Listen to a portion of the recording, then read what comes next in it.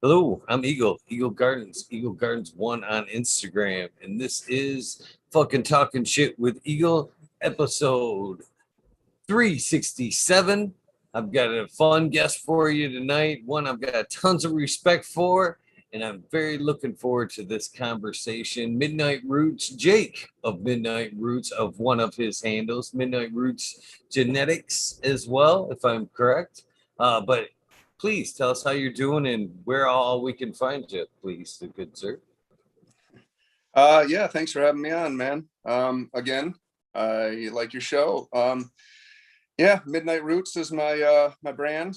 I do Midnight Roots Genetics out of there, my genetics line. You can now find on multiple genetic sites. I do midnightroots.com. There's links to all of them. I do my midnight bars, my chocolate bars, and I do music production under the band Stone Owl. And I think that's what you wanted to chat with today. I've been doing a lot of interesting stuff in my spare time with music and plants. It's kind of where I've been lately. And I think we can have a good talk about this. Sounds like you've been bullshitting about it without me knowing. Yeah, I think I actually hit you on Instagram one time and was like, we talked about you last night, something like that. And that's what we were talking about. Yes, the community is all ears lately when it comes to frequency and how the plants relate to each other and how we relate with them. And we all know it's through something, and it's got to be we figured most people figure through frequency. And then when I seen you on Instagram doing what you're doing, it started all to kind of come together and make sense. Uh, so tell us a little bit about what you got going there, because it is super fascinating what you got going. Well, what I'm not doing is it's nothing new. It was developed in the early 70s in Italy. So I'm just kind of playing with it in my own way, the way that I've came into it. But basically it's known as like data soundification is kind of the scientific word of it. It's basically taking small detections in plants. You can do this in anything, but what I'm using it is with plants, and they take data given off by the resistance and impedance given off by, I'm doing it with plants. I've seen people do it with crystals, mushrooms. You can hold it yourself. Anything that is going to connect a circuit and give you resistance or change in the resistance so that you can convert that resistance change into a control signal that I modify by connecting to a synthesizer.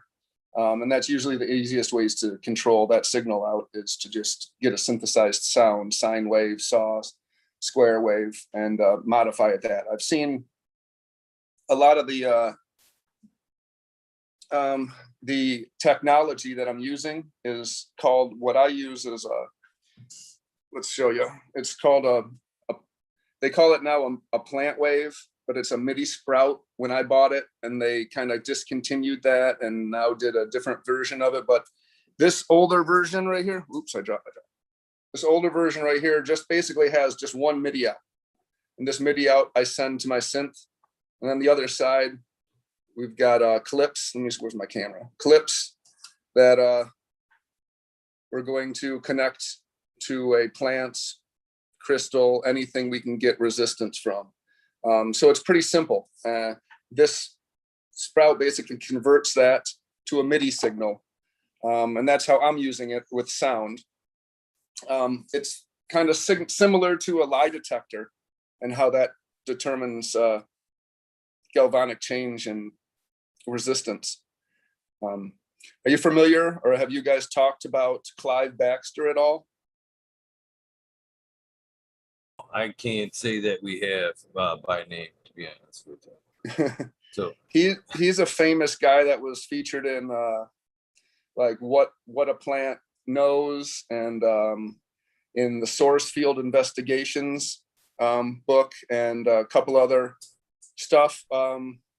He's a ex FBI CIA agent that decided one night that he was going to connect his lie detector, which is basically the same type of thing, because I can do this with, I can connect this to these pads, that we could connect to you to get your galvanic response, like a lie detector. You can connect these to the leaves of a plant, connect these to almost anything that you're just going to connect that circuit and find the resistance in. And so he decided he was just going to connect his lie detector, EKG, to a rubber plant. He had a rubber plant in his house. And so he would do a lot of tests. He wrote a bunch of books on it. His name is Dr. Clive Baxter. And he did a lot of really interesting stuff, a lot of very scientific stuff. I mean, this guy's an FBI agent or CIA. I can't remember, FBI, CIA, to me, whatever. All the same dudes hooked it up. And his stuff that he was doing revolved around trying to get that response, that spike that you see in a lie detector, you see in these giving that resistance and that impedance. And he was looking for that and seeing if he could get that response out of this plant. So some of the more famous ones that were tried to be replicated by a couple of Russian scientists, and I know that's the whole thing, is replicating these studies for science, or you got to be able to replicate them over and over again for it to make sense. But the one he would do would be like, he would take krill, krill, very small shrimp, right, that whales eat. So he figured these are a really small life form that wouldn't have a large, I don't know what you would call it, a source field or a large aura or a large vibration that it's going to give off. These are small krill, tiniest sea monkeys, like, right? And so we would take those and put those in a little case or above boiling water. And he would have it on a random timer. And that timer would just go off and it would drop into the boiling water and all the krill would die. And he would look for a response out of the plant. And obviously he was looking for a connection between the plant and the living creatures in that room, and something as a whole bunch of them dying at one time, would the other living creature, being a plant that would have some sort of vibrations inherent in it, would give off a response. And and it's very interesting if you look at his research, a lot of it, he did get responses from the plants a lot of the times, and was able to replicate these.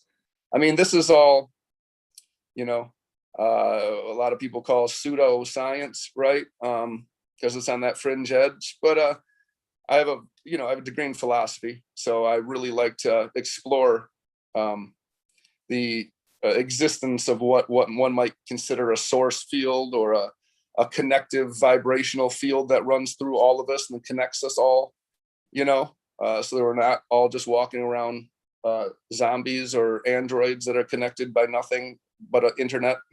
There is something bigger, we hope. And so that's what these experiments are showing. But he's a really interesting guy that you should check out. I'll be honest with you. He's done some interesting work. Thank you, GR 420 Community Videos. He's already thrown up a Wikipedia link for him in chat there. Chat's holding it down. They've already dropped some links for you. Dropped links for Clive. Oh yeah, I forgot. I can't see the chat at all. I have to log in to see the chat, don't I? Okay, let me see if I can't see it. What are they saying? I can't. Is there any questions about what I'm talking about, or is he putting links to the Clive Baxter stuff? So far, no questions. They're just following along. They're just dropping links for you and Clive. So there's a reference. So in this, with this little thing we're talking about, this simple little response impedance detector, that's just going to, like what I said, the name they use for this is sonification or audification, which is you can do with anything. I'm taking a plant's response and turning it into musical signals. I've seen people do things like take the stock market, random ups and downs and take that and turn that into a control signal and stuff. So, you know, this technique of taking random movements in nature, or even not nature, like computer signals and stuff, and turning them into computer signals, it's a fun exploration. Now, the part I like about plants, obviously, I have a deep connection to the cannabis plant, and I have a deep connection to plants themselves, and I like to argue that they are living creatures themselves, and they respond to pain, they respond to stimuli. If you put a hot light too close to it, it will move away from it, it will respond to it. They respond to music. There's a lot of studies that I've done listening, reading about how plants respond to music, and what music a plant actually would like to hear. It's kind of interesting if you do research those things. It's kind of funny too. You know, they tend to prefer stuff like Chinese or Japanese folk music, you know, classical music, but not too crazy classical music, not Tchaikovsky type of stuff, you know, relaxing music, reggae music. And they tend to respond negatively to stuff like heavy rock music and stuff, which is interesting. And I'm sure, I don't know about that. Maybe it could have to do something with the distortion.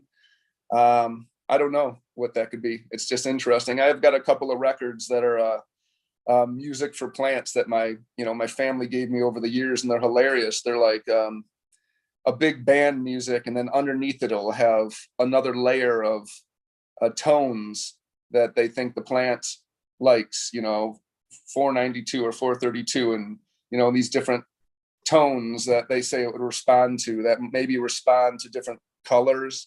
They might respond to different frequencies, you know, C and the red, they all are the same color. That has a red chakra, lower frequency. And I'm sure that I don't know them off by name. I'm not going to act like I know the certain frequencies of each color and everything like that off the hand. I could probably pull it up on my phone right here and go through it and be better off it. But each color, each state has a different frequency. And it's fun to watch what plants give off. I mean, as you said, you watched a couple of my videos, right?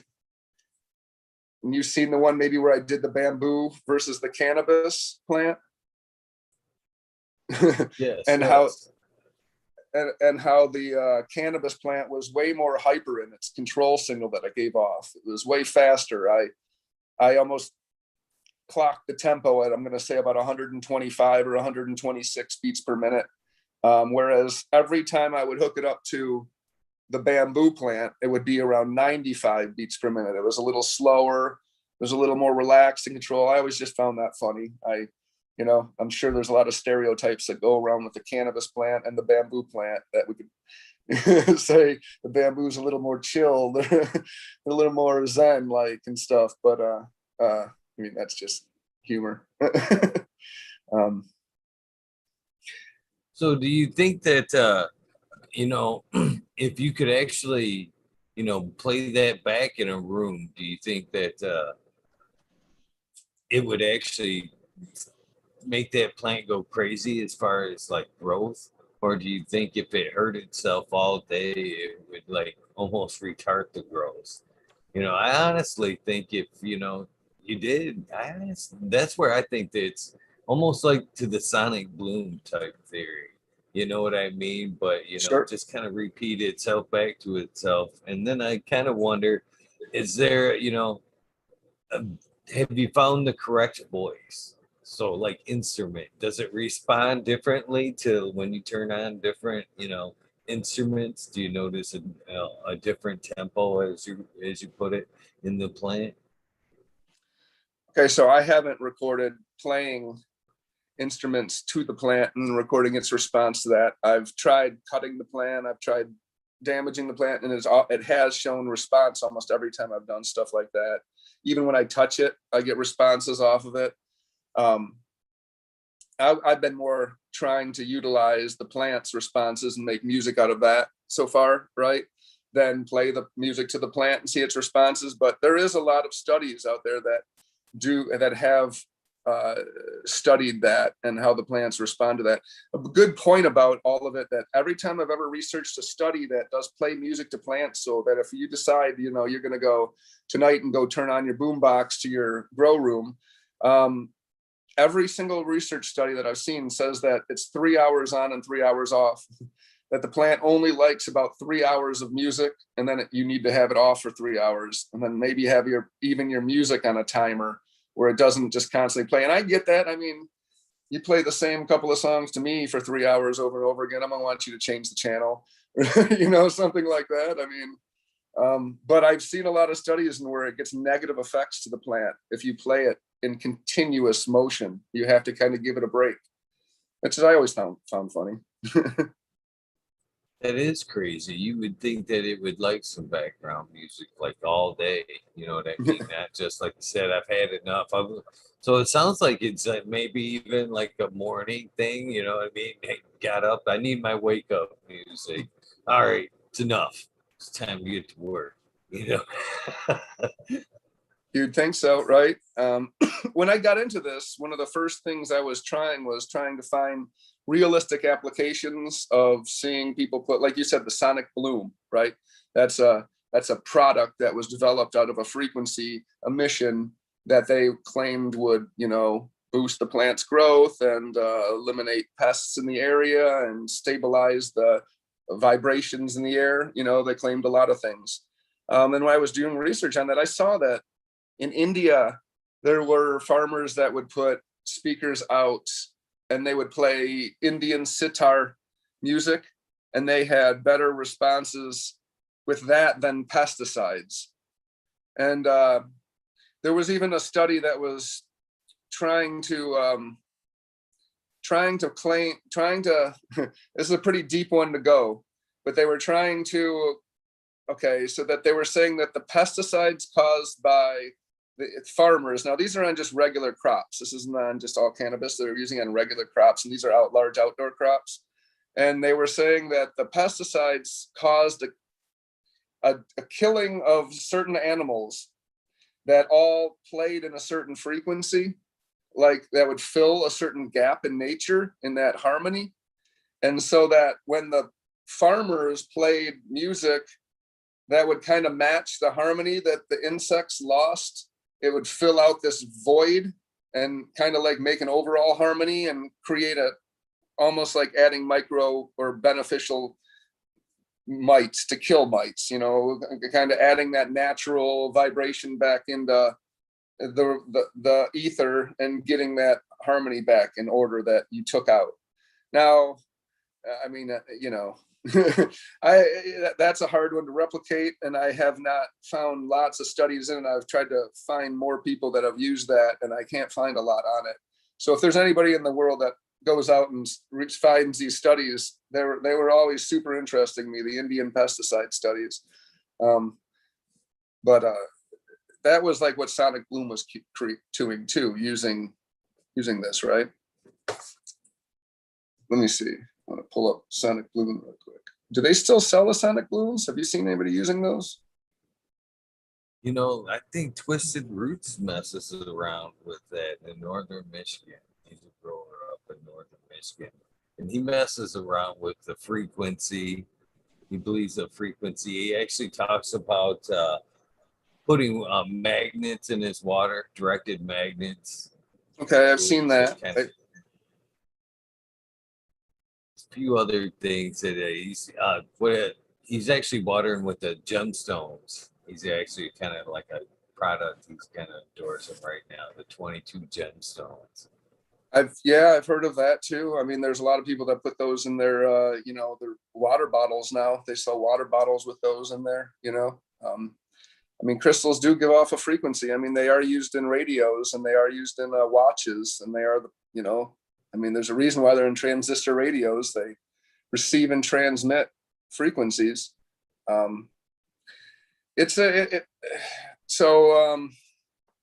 So with that kind of being said, I can't help but wonder if you can find the frequency of the plant and match it with the corresponding crystal.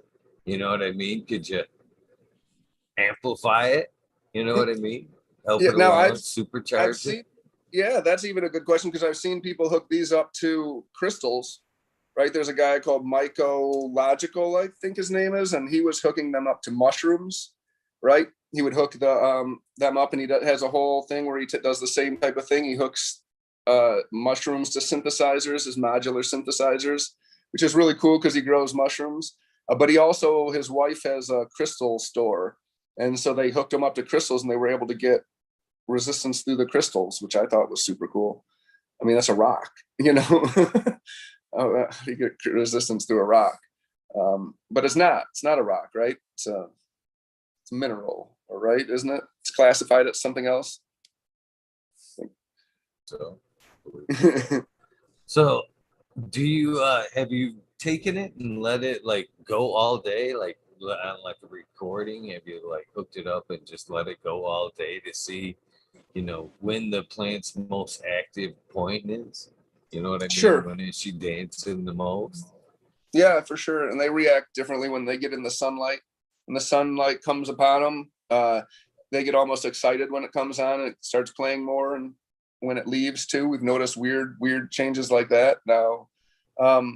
So the technology that I got, there's another one, I can't say, music with plants or something, and they're all basically the same thing, but the new ones, like I said, this one they got rid of, and the new one has like a Bluetooth connectivity to your phone. So instead of connecting it to a synth like I do, where you have to have, you know, crazy Moog or crazy whatever synthesizer, you can connect it to your phone, and they give you like, I don't know, 10 different sounds that some of them are evolving and some of them are atmospheric, and most of them are just like an easy sound that the plant is going to trigger with its control triggers and send pitch and volume and resistance to that already pre-made sound. So that's the whole point of it, is to click it on your plant and leave your phone or your music thing in the center and listen to the plant all day.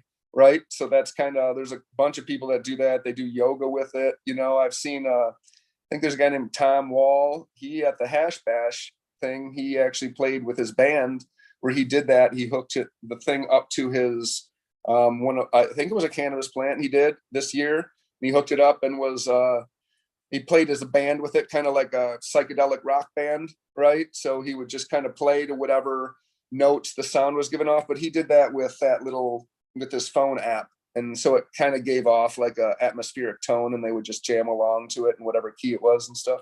Really cool, very original, very fun.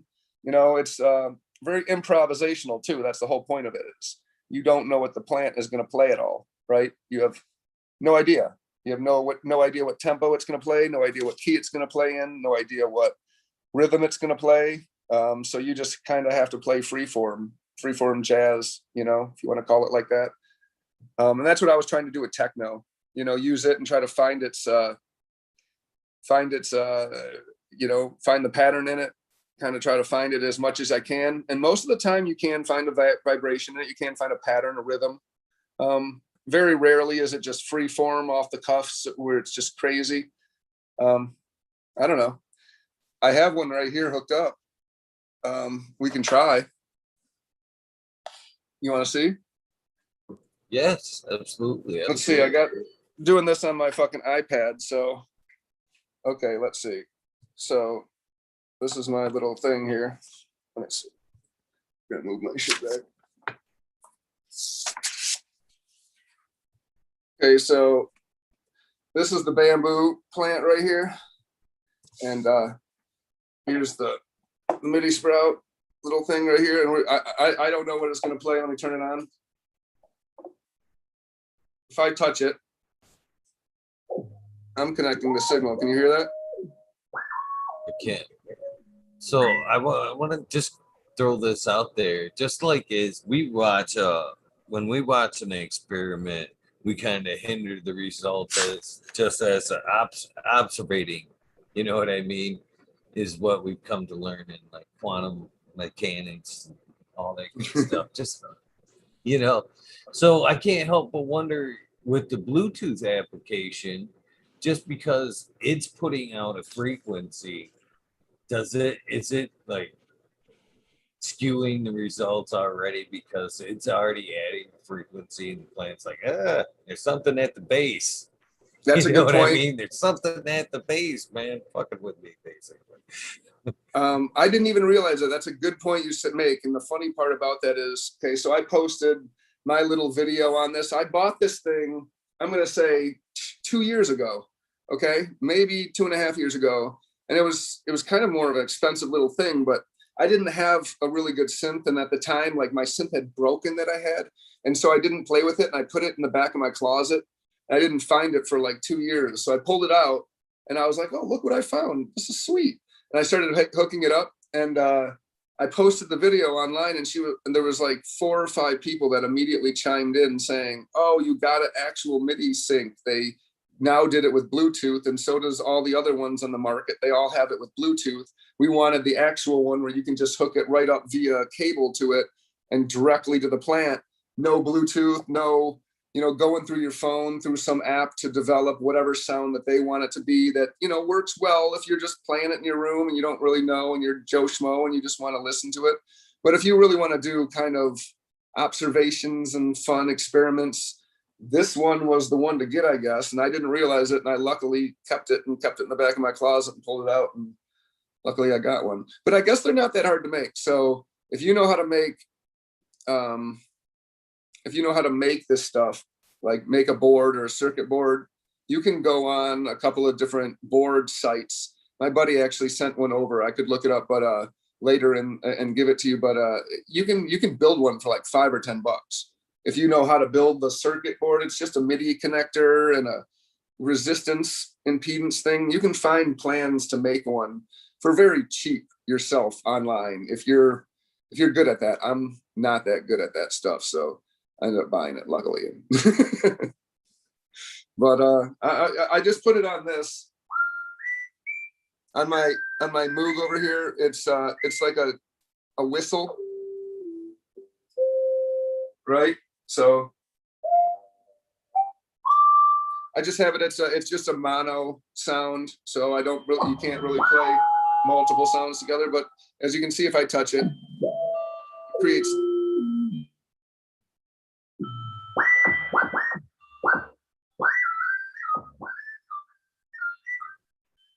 So that's what's coming out of me. It's pretty cool. So if I hook it up to the plant, sorry, I got a clock in the background. That's it's at 12 o'clock right now. It's it's ringing. But if I hook it up to the plant,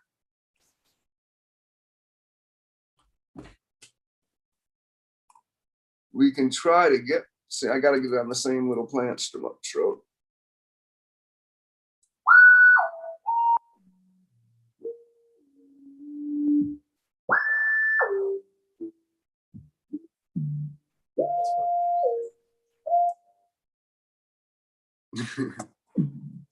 So I'm not touching it. It's just connected. I mean, I can do some weird shit like I'll blow on it.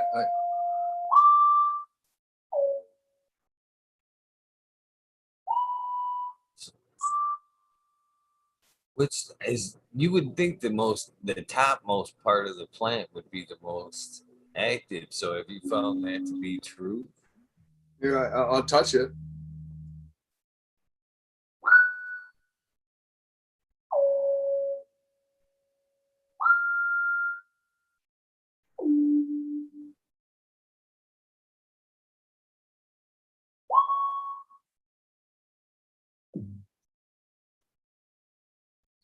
I can only just theorize and hypothesize, Have you ever tried asking it questions? Like, I mean, like actually, like seriously, like actually like smoke one and get that calm state of mind, you know what I mean? And just purposely try to communicate with it to see if you could actually get it to. Sure. My girl does pranic healing. stuff, that type of stuff, where they do the Reiki and the laying on hands. So we've tried descending in intentions. I guess the best way would be to call that, right? Or manifesting intentions in it, sending it thoughts. I mean, as I look at it, I look away from it, tends to stay quiet, right? I mean, I'm talking to you directly right on here. You can't hear it beeping, but as I look at it and touch it, you know. And, you know, there's nothing different in it. It's the same connection. It's the same, it's just a circuit going in there. Realistically, it's just you have to connect the two by water, right? So there has to be a direct connection. That's why I can touch it. We're water. We can touch it there. There's water going between those. And it'd be like the neurons firing in there. So that that'd be the best way to describe it. If there was a heartbeat of the plant, right? Or a thought pattern. So yes, I mean, and I'm not, it's not sending anything because this is going directly to a move that's not even on. So it's triggering all the notes. I don't have it set through a sequencer or any pattern generator or anything. I'm just literally letting it send whatever control signals it's sending. And if it was on a place, sometimes I've had it where it just will send the same note over and over again. It's going really high and low in a pretty slow pattern right now. I mean, that's really slow. If there was a rhythm to it, right? It's blushing. So it's blushing. It knows it's being watched. Yeah. See, I can try to move them around a little bit, maybe. So have you noticed a difference? Like, say if you've got it locked on and you're not changing anything like you are now, have you noticed? I know you have noticed a difference from like bamboo to cannabis, but have you noticed a difference from strain to strain, you know, with it? Yeah, no, I mean, I've noticed pattern, rhythm, tempo changes. That's about as far as I'm getting with it. I mean, I'm just sending it all when I do it through the same tone. So I'm doing it like if I change, let's say I change the sound to, I'll just change it to a key sound or something. So when it triggers, see, it's pretty, I mean, we're not getting much out of it. So I change it to like a piano sound or something, right? And it's getting pretty low. I mean, when I've played it too on the videos I showed you, I mean, we were getting fast responses. I've got, I mean, it's late at night too. You know what I mean? I wonder if that has something to do with it. I mean, it's midnight to a plant, you know, I wonder if that has anything to do with it. But I'm sure it does. Yeah, it is what it is. I like, you know, I don't want to really try to speed it up or anything. And we know it's connected. We know we're getting a resistance between the two. It's sending something. It's probably just really slow right now.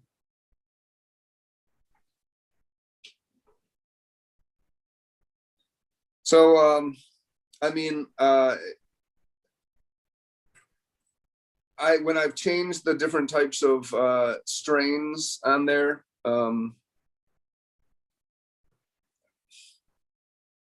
that's some high level stuff that I might have to delve into, you know, actually recording patterns. It'd be kind of like recording bird songs or something, right?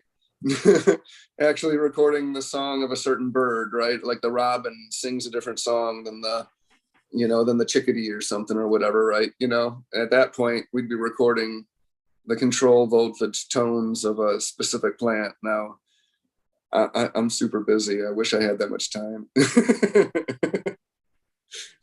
I can get a grant from the University of Michigan. There's gotta be they dish out grants like that all the time. I'm sure you could get a grant for something like that. I would honestly want to produce like a bunch of them, so I could just bring it up to like every plant in the room had one. So you can record it. I'd record it too. I would be so interactive with it. I honestly would be like, I knew you girls were talking about me as soon as I left. I knew it. You'd see them all light up and shit. I'd be wanting to decode it.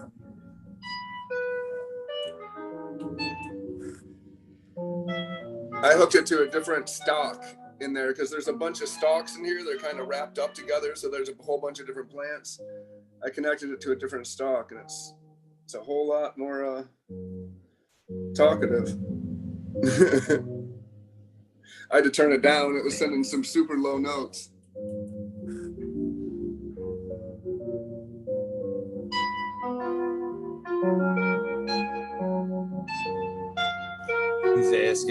They're asking if you've ever attached them to crystals.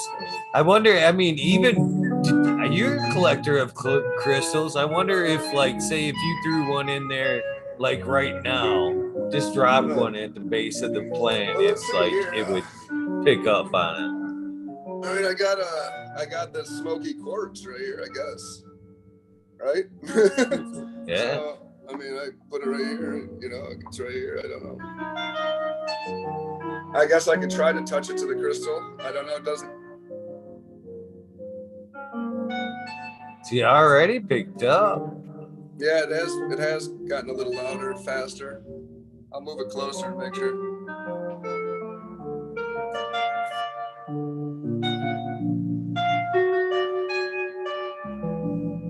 Yeah, she's definitely picked up.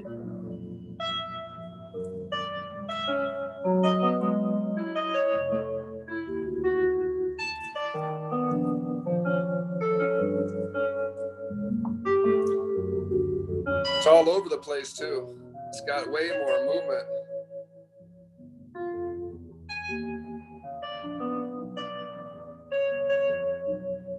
Yeah, there's so many things you could do with that because we've also talked about, like, you know, grounding the plants together for communication. So it'd be interesting to see, you know, like as every did things like that, how much things, you know, made differences, like crystals, grounding them together, and see how much it compared on the health as well.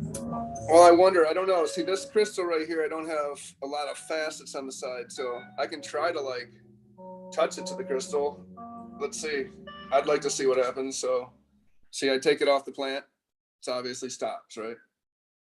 Right. So, I'm just gonna touch it to both sides. I don't know. No, not getting anything. Let's see. See if I can clip it in any way. It's hard to clip on or anything. I'm not getting like anywhere to clip it. I might be able to take those pads and put it on there. Oh, look at that. This is just the crystal right here.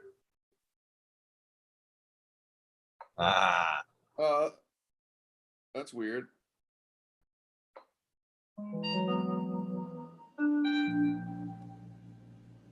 I'm not touching it either here. I have to hold it back here, so I'm not touching it. I'm at the back of the thing, so I'm not. Make sure I'm not touching it.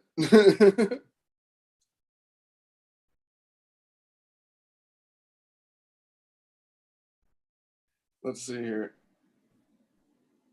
I'm not getting really anything. Let's see if I can go from the crystal to the plant. They're all talking in chat how interesting this is.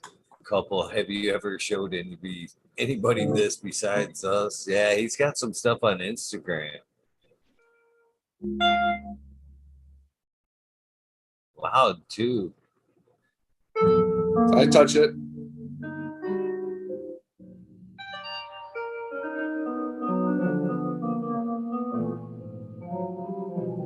I just have it on like an analog piano sound.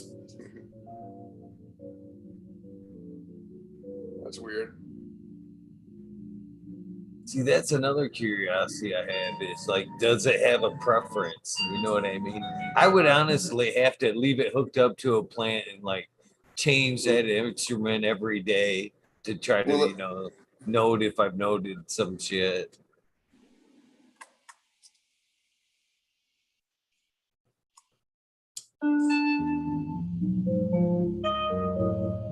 The plant's still singing.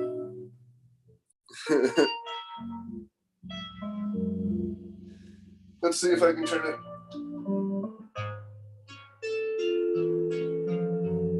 So you can take it and like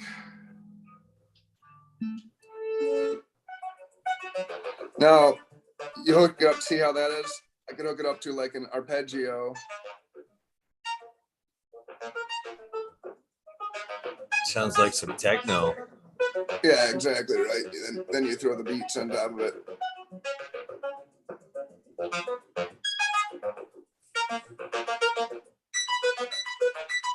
Oh, I Well, think the fun part is I could record that and loop it. Now it's a plant literally playing that part in my song.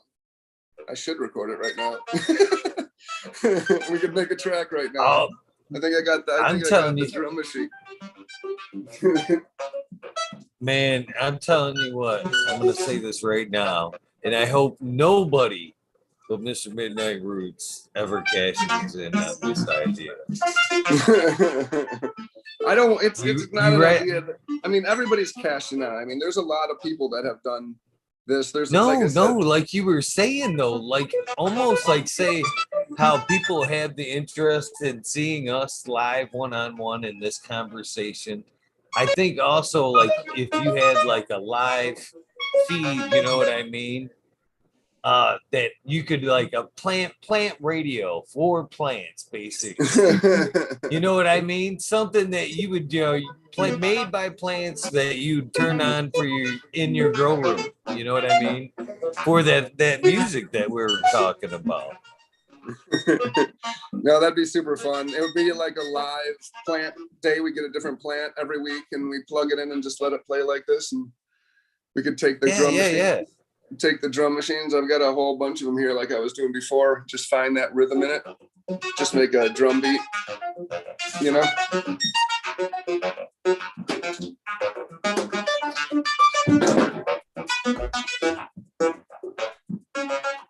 I've got a bunch of them here. Let's see if we can even do something. I want to see something. Let's see. I wonder if I could record this, but I mean, there's a bunch of other, let's see.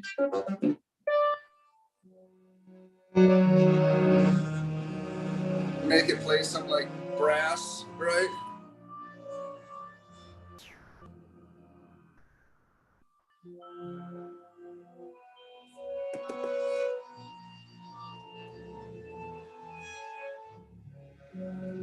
It's obviously way out of, I gotta turn the gain down. A couple of them. Super loud. Certain notes, but you can't tell the plant how loud to play. Right.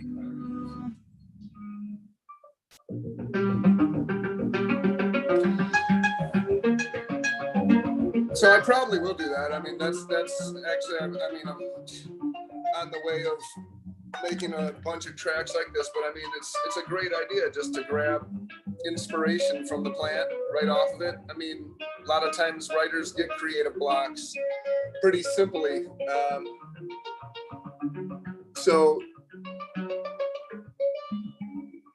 being able to grab inspiration from something that you're right next to, like a bamboo plant or your cannabis plant, is super fun, you know?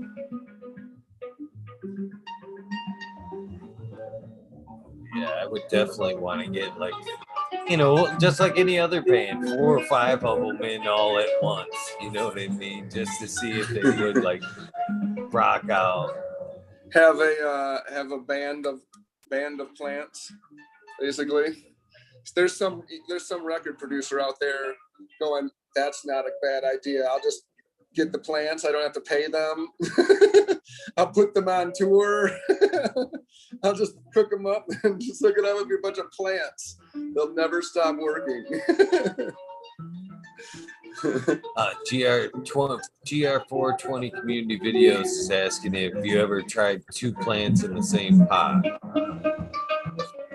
I've tried 2 plants next to each other, right? I connected one to the other, and I don't have 2 plants in the same pot. No, I don't do like no-till or anything like that. So all my plants are different. And I haven't used it outside yet because I'm connecting it to my synths inside. So I haven't really, I don't really have a portable synth that I mean, I guess I do. I have the little boutique Juno.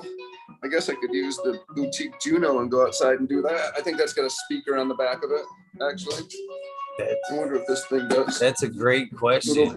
Jason This- Eyestone is asking, do you think that if a clone would have the same tempo, same tones as the mother? Yeah, that's a good question, right? I mean, I haven't gone that deep into it. These are fun questions that I would love the community to be involved. I mean, I wish I had the time to do all this stuff. I would love to enjoy and interact in any way I could with other people doing it. There's a couple of these on the market, and like I said, you can build them for free. Let me see. Actually, I see if I can pull that up. Actually, I want to see if I can. I have a link to somebody said where you can literally. What's the thing? Let's see. Where you can literally build it for $5. So if you have any of that knowledge, you said it's really not that super hard either. I'm intrigued with the frequency as far as IPM. I mean, why not? They've come up with scientific methods to use it against us. Sound cannons that, frequencies that we can't take that make us turn tails and run. So why couldn't they, dial in for something for bug specific? You were talking more of a music, but I'm kind of talking about either way, a music or just a frequency. Now, if that was true, then you could at that point get these to play that and learn that frequency and just make a recording of it, a 24-hour recording or have it play. I mean, that'd be ridiculous if somebody could harness vibratory and frequency pesticide use. That'd be the greatest thing I've ever seen in my life, right? Like I said, I've read about it in India and other people using it, and I've read about a couple of different products on the market that claim to do it. I haven't bought them or used them, so I can't comment on them. I'd love to know if anybody in the chat has ever used any of those products, because I'd love to hear about them. Like you said, I know I do, and I have used, energized water, moving your water, crystal, embedding your water. I do have crystal singing bowls, right? And I love crystal singing bowls. If you're not familiar with those, they're spun quartz crystal that isn't like a bowl, and you ring it like you would a wine glass, and it resonates in a certain frequency depending on how big and deep the bowl is, and they're usually tuned, and you can get them in any tune. I've got a full set of them, and I used to try to do different things. And when I was winning cups, doing a lot of indoor gardening, I would start with the plant's root phase being its seedling phase, and ring the red or the C note and start there, right? I mean, it was a thought. I was winning cups. I don't know if it helped me. Maybe it helped my state of mind, which helped the plants. But I was ringing crystal bowls in my room a lot. I would keep them in the room and ring them every time I walked into the room to kind of like chill the room. And then every week, and my idea was, right, you got 7 chakras. You got the red through the high purple, right? C is the bottom, red is the bottom, like a rainbow, and then it goes up, purple being the crown chakra at the top of the head, as it rises up. And each one of those chakras would have a certain frequency, and it has a certain vibration. And so I attributed that to the time of the plant's life.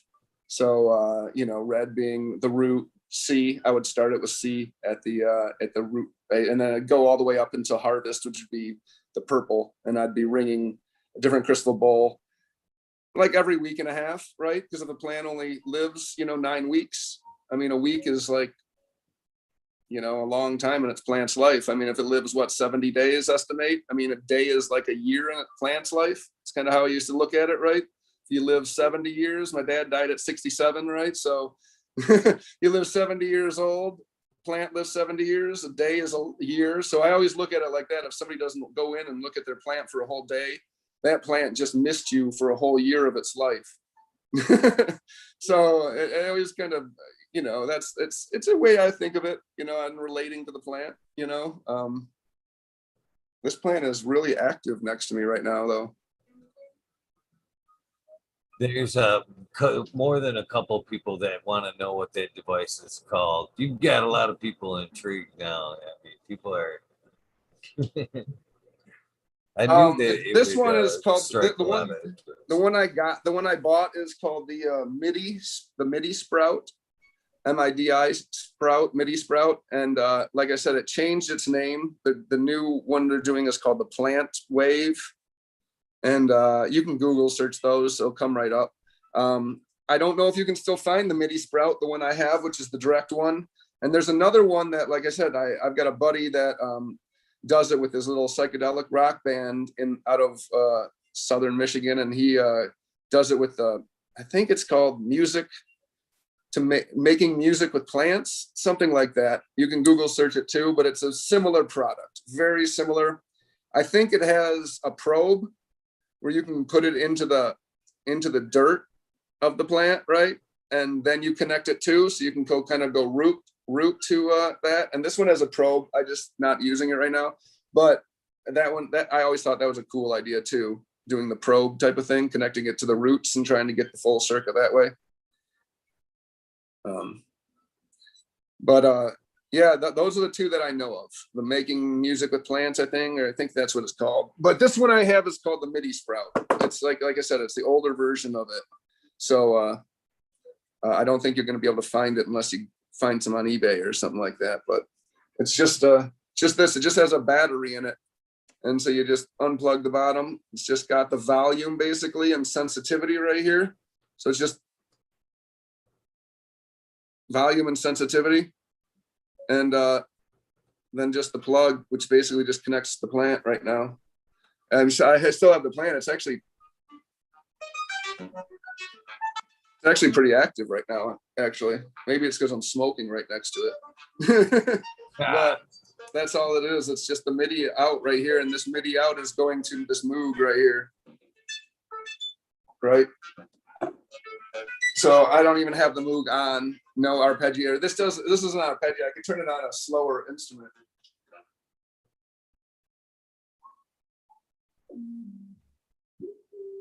But it's still, there's that whistle again. I like to put it on the whistle because it's really easy to hear it change, right? And it's more like a sine, like a direct sine wave. So you can kind of catch those frequencies and those vibrations in it.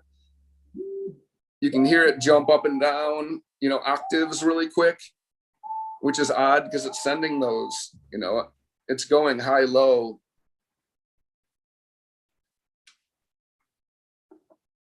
And it just stops.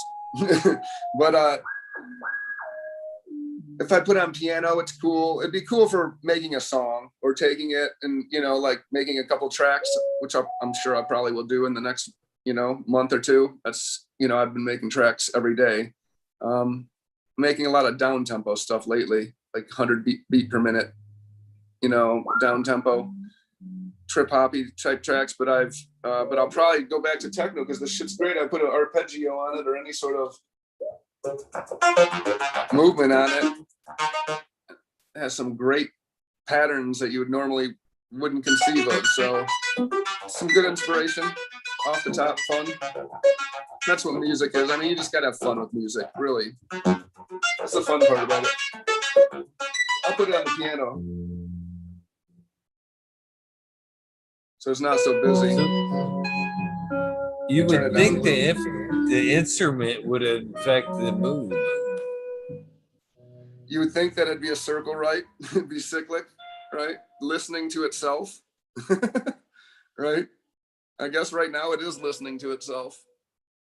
It'd be like one of those babies that can never hear before and puts one of those cochlear implants in, and all of a sudden it hears its ma voice and everybody cries and you're like, oh my God, it's the greatest video I've ever seen. So it's like a plant listening to itself. But this plant I played with a little bit. It's a bamboo plant that my mom got me for Christmas or something, but it still has the crystal in there. I have a couple other crystals like up on the shelf here. Let's see.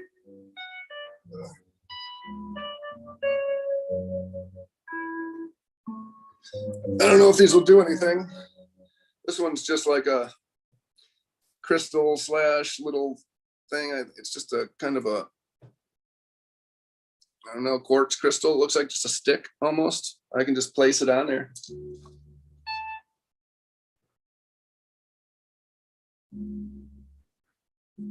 And I got one of these lucidite, I think it is. Don't get me wrong, I'm not an expert on crystals. So it's a blue one. It's a pointer. Somebody gave me one time. So I could even put that on there and with it, just load it up. Why not? It's changed though already. I'll put this quartz one on there too.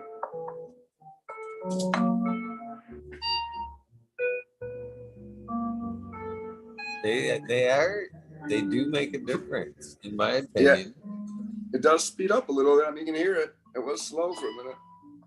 Now, is that measurable? You know, you'd have to record it for, you know, a long time and do a lot of experiments, you know, but I've watched a lot of those videos where, you know, the forest, they've done a lot of research on old forest and, you know, protector trees and how trees communicate. And if you keep older trees around, the younger trees learn from the older trees and it makes a difference for their growth. So it's obvious that plants communicate with each other. I mean, you got to at least accept that plant start for the first point of anything, that there is signals being sent out like there would be between me and somebody else in the room on, unspoken signals sent out through vibration. You know, some people are nihilist and some people, you know, don't 100% believe that there is a connection between people and that, you know, we're completely individualized and we're separate from each other. You know, you have that, you know, AI mentality, you know, where we're just android type of things.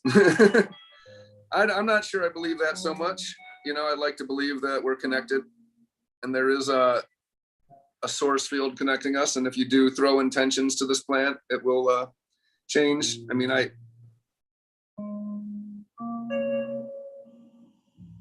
think it gives responses a lot of ways, you know.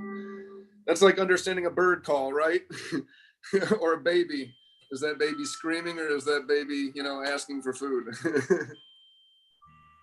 You know, it would be really cool, if anything, to like take notes on our moods and, you know, interaction with the plant, because we always talk about, you know, brushed it off at the door before you enter the garden. Basically, you don't want to take that negative energy into the garden.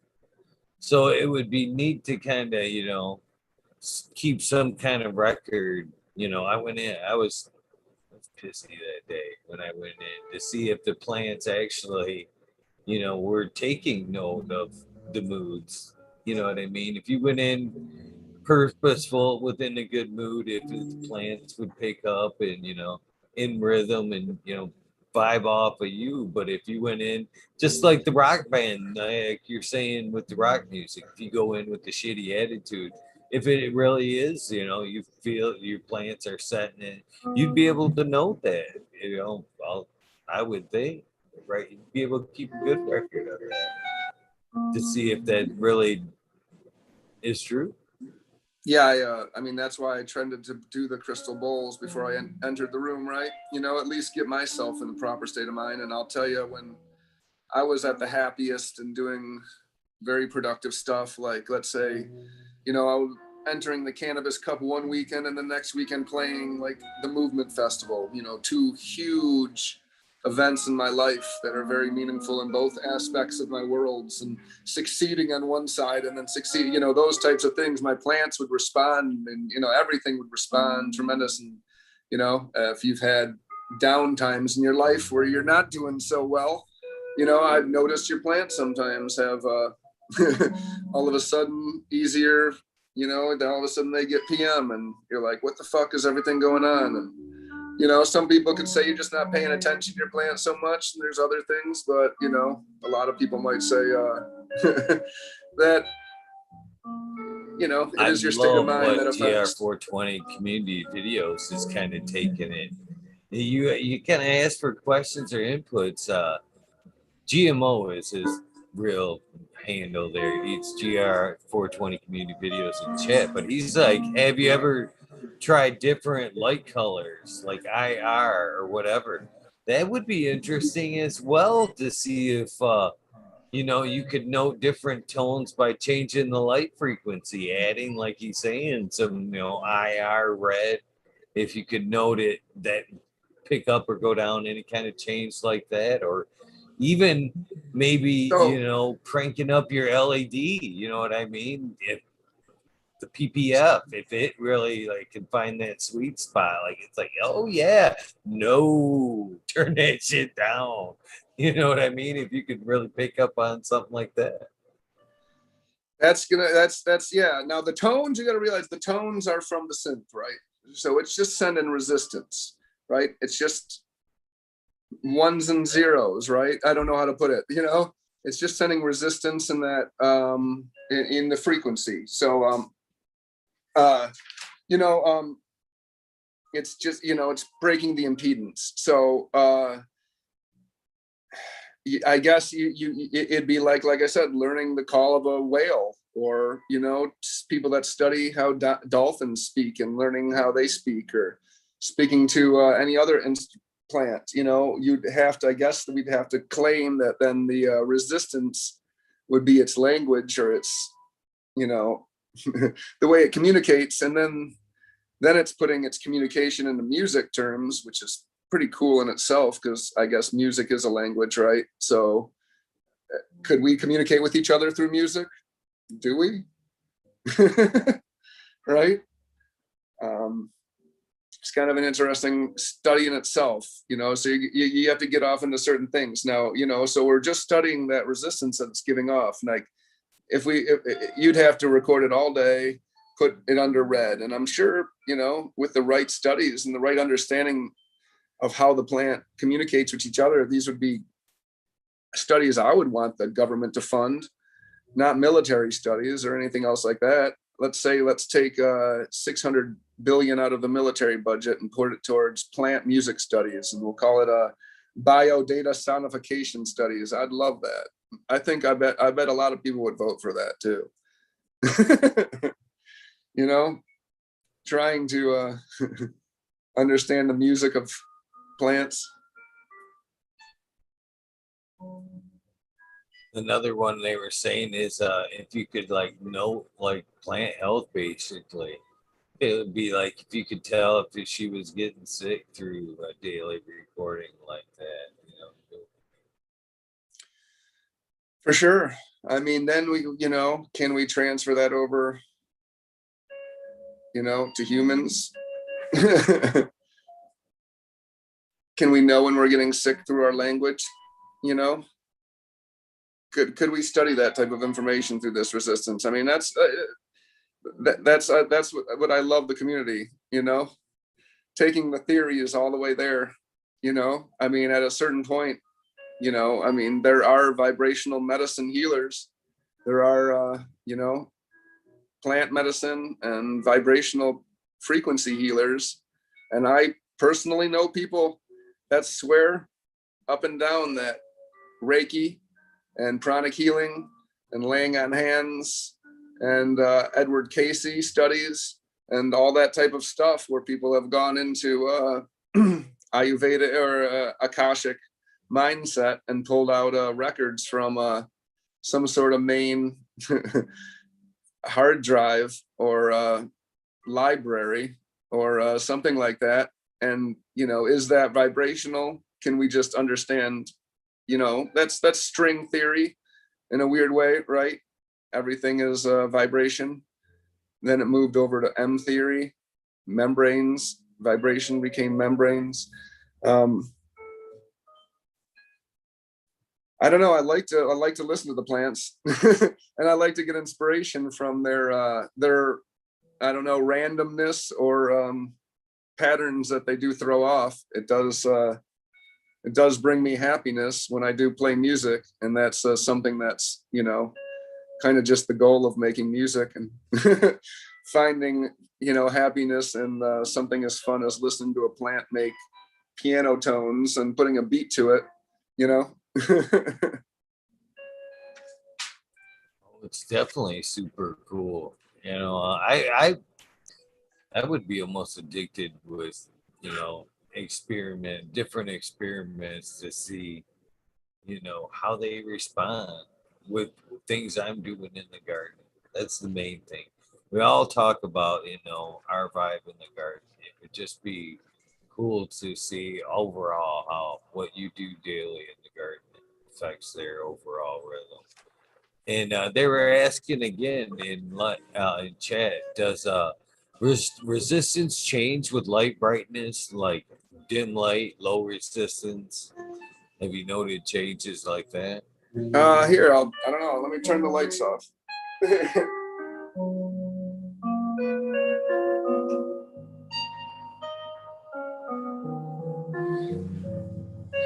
Turn down the lights. I mean, when I connected the plant earlier, we weren't getting much of a signal through it. Like I said, I almost thought it was asleep. It's pitch black out. You know what I mean? It's midnight, 1 o'clock right now or something. Right? We're at 12:30 at night. So, but now we've been playing with it. You know, putting crystals next to it, smoking next to it, playing music to it. It's super active.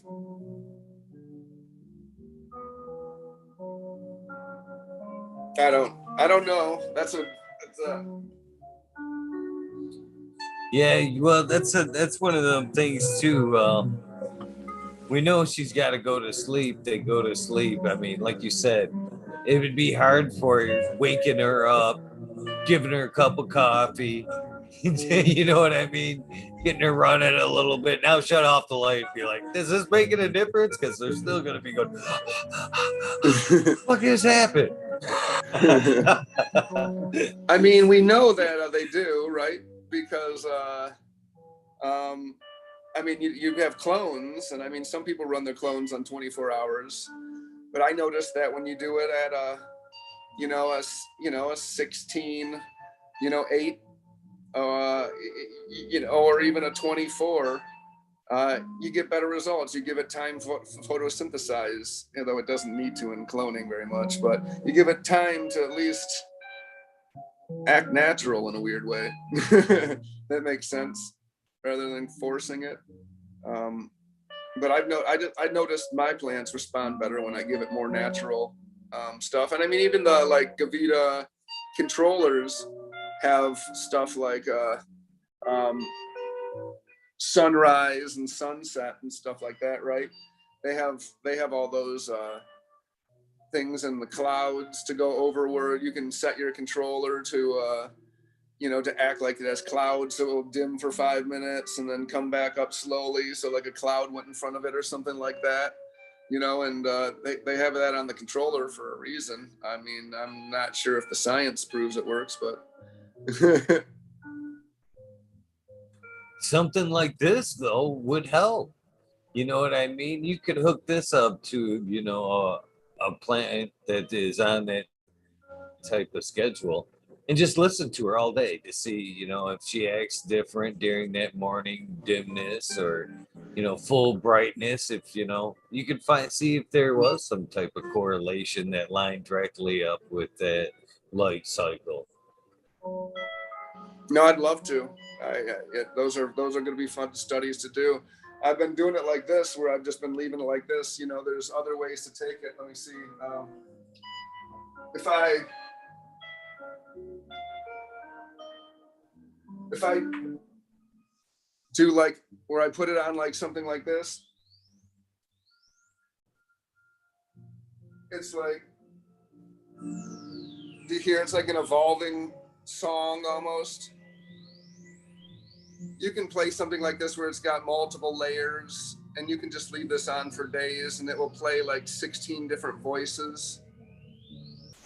And I've done that a couple times. You can get some cool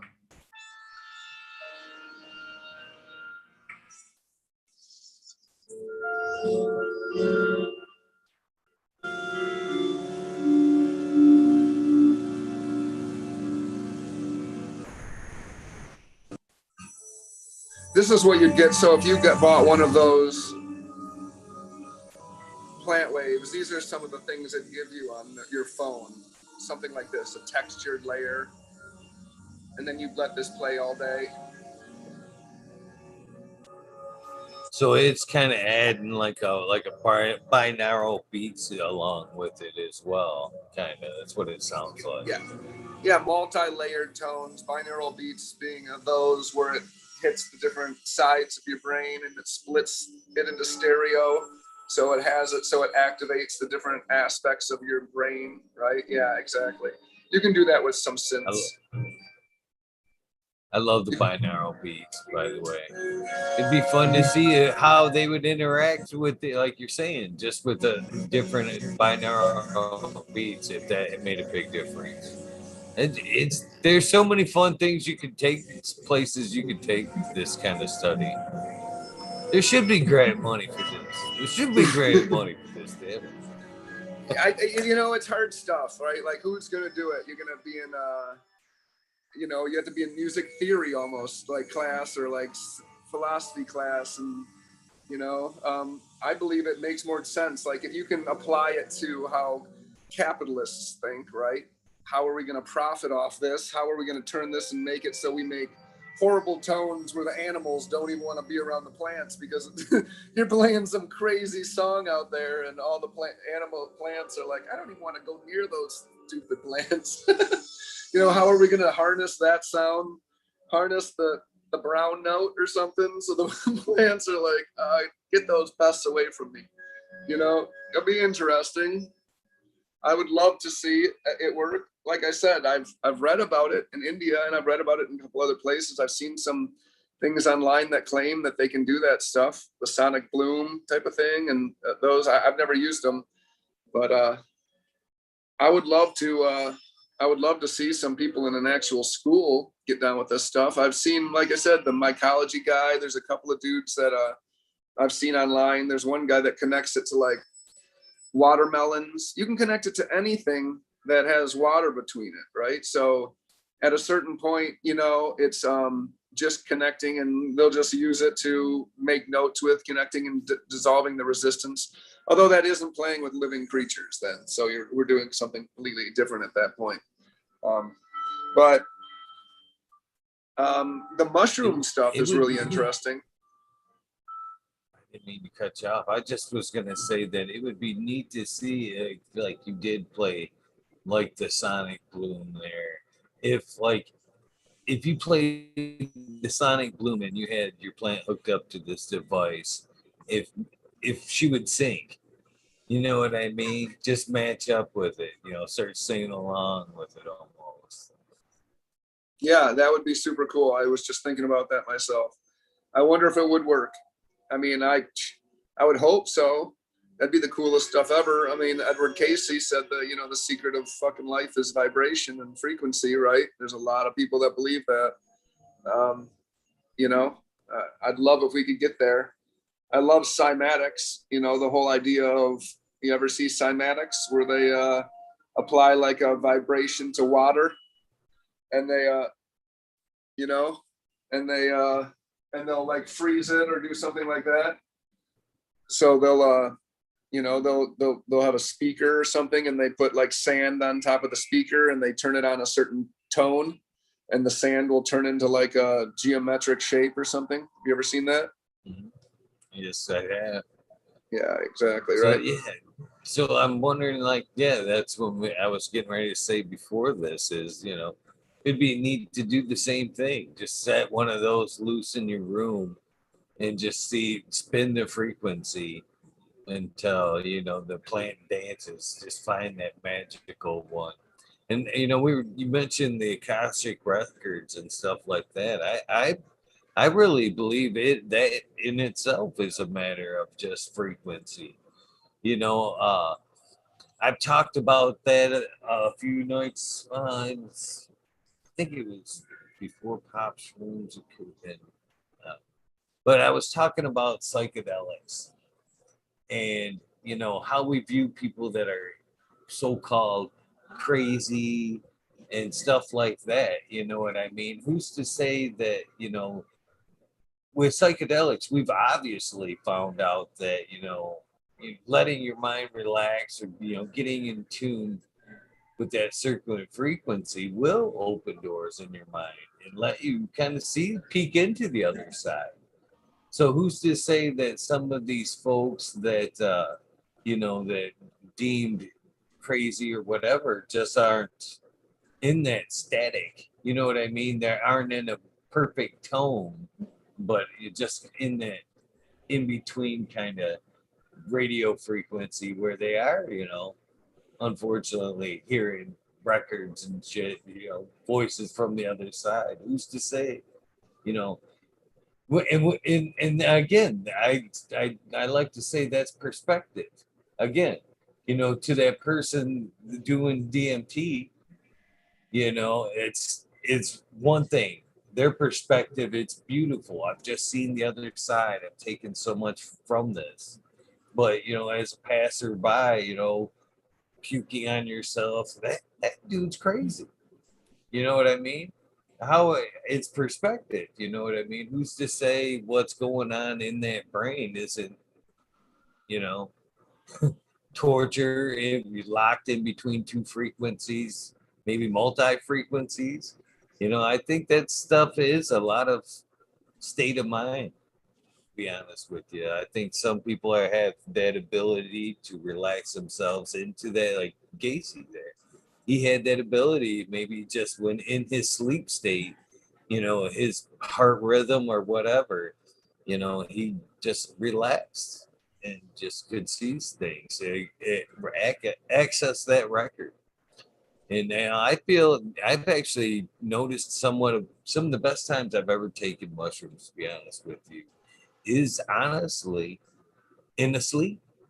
Yeah, I don't know if you've ever taken any and like just fell out mid peak, ride there. But man, I've felt like I've had, unlocked some shit during a nice mushroom nap, to be honest with you, where I could just let my mind go and let everything else unlock with the ride.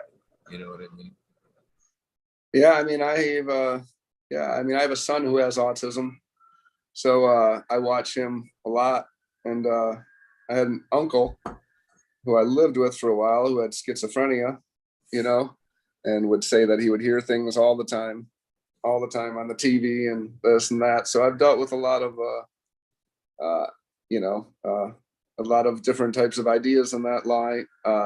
When I went to college, I did a lot of studies with, disassociation and multiple personality disorders, right? So I studied a lot about that. That was kind of my focus on one of my majors was, that type of idea of the frequency that you can get on. Like everybody is just the idea that you can just turn a TV station and there's thousands of television shows floating around right at the same time, and the only one that you're seeing is the one that you're tuned into, right? So just because you're tuned into The Price is Right doesn't mean that Martin isn't going on over here, and it doesn't mean that Shawshank Redemption isn't playing over here, and doesn't mean that there's a million other stories and narratives being played out and you're only seeing the one that you're focusing into, because pretty much like you said, it is perspective and perception and understanding that lets you understand how to define your time. And we just look for patterns in that time, right? And that's kind of what we're doing with the plant too, when I sit here, and then that wraps all the way back around to frequency and vibration again, finding our patterns in this time, because every single night we close our eyes and go to sleep and then wake up again, and hopefully what we remember is the same place that we left it off at, and I mean, it's interesting to watch people like that. Like I said, watching my son who will play the game Portal, which is, have you ever played that video game Portal? It's a game where you have a gun and it shoots two portals, and you can shoot it on the wall over here and then the wall over there, and whichever way you walk through, you come out the other side. So that's the game.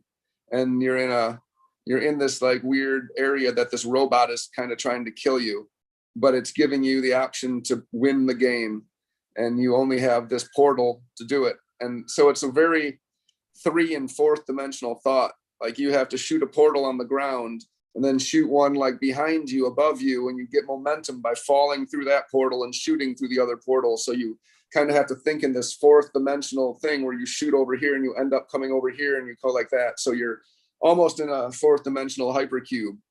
And it is utterly ridiculous to watch my son play that game and how good he is. And I've been playing video games since I was a child, and I still play video games. I like Warzone and stuff like that, right? But I mean, he is ridiculous at this game, and that's all he likes to play. And it's interesting watching. Like you said, his frequency is on that other level where he, I guess, sees it differently than us. You can't judge a fish by the way it rides a bike, right? I'm just curious. Just curious. As somebody that's into philosophy, what is your thoughts on the simulation theory? You don't want to ask me that because that's like my favorite theory. I don't know. I think there's 2 realities fighting against each other right now, obviously. But at the same time, if you really get into it, is there just one reality fighting against itself in the end? Is it just a fractal that's going upon it, imploding upon itself? But at the same time, is that, I don't know how much virtual reality you play, or if you've seen high-level virtual reality games, or if you've experienced any of that type of stuff. I mean, you have to kind of understand virtual reality before you start understanding simulation theory, right? Have you played a lot of virtual reality? No, not at all, to be honest with you. You should check out like Oculus or something. There's a couple of cool little places in Michigan where you can go and actually play virtual reality, but they've come so far. So when I see that, I obviously can believe that they can create a reality that is just as pleasurable and just as real as the one that we live in, where some people might actually choose it over our reality. And we can easily accept that. We know probably 2 or 3 people that we know that would choose a simulated reality with easily attainable pleasures at our fingertips at any time, and the ultimate understanding of knowledge at any time we want to understand any question. We can understand it. We want to go into any person's house. We can go anywhere we want. We can experience anything we want at any time. That type of stuff is kind of possible with virtual reality in a weird way. I mean, like there's a game Wander where you can just go anywhere in the world. You can go underneath the ocean on top of it, and there's pictures of it, and you literally feel like you're there. It's awesome. It's an awesome game. And it's basically like Google Earth in virtual reality. So you can go to your buddy's house. You can go to your house. You can go the top of Mount Everest. You can go anywhere that somebody's taken a picture with virtual reality. And that's a lot of places, I'll tell you. And there's, everywhere inside of a Shaolin monk's house to a yurt in Alaska it's super cool. I still have this thing playing behind me. It's kind of weird listening to it, but my girl, is into pranic healing and Reiki and stuff like that. So there's a lot of arguments that, the soul, obviously can only exist if it's not in a simulation. So you have to, then I start comparing software to soul, hard drive to Akashic record, stuff like that. And it's weird, you watch, what is that, Spirit Science? They have a big talk about that between the Martian type of things that are, I love Spirit creating, Science, creating an alternate reality, right? That's very similar to our reality. But then the only thing that I'm concerned is, okay, that's what we know right now in time.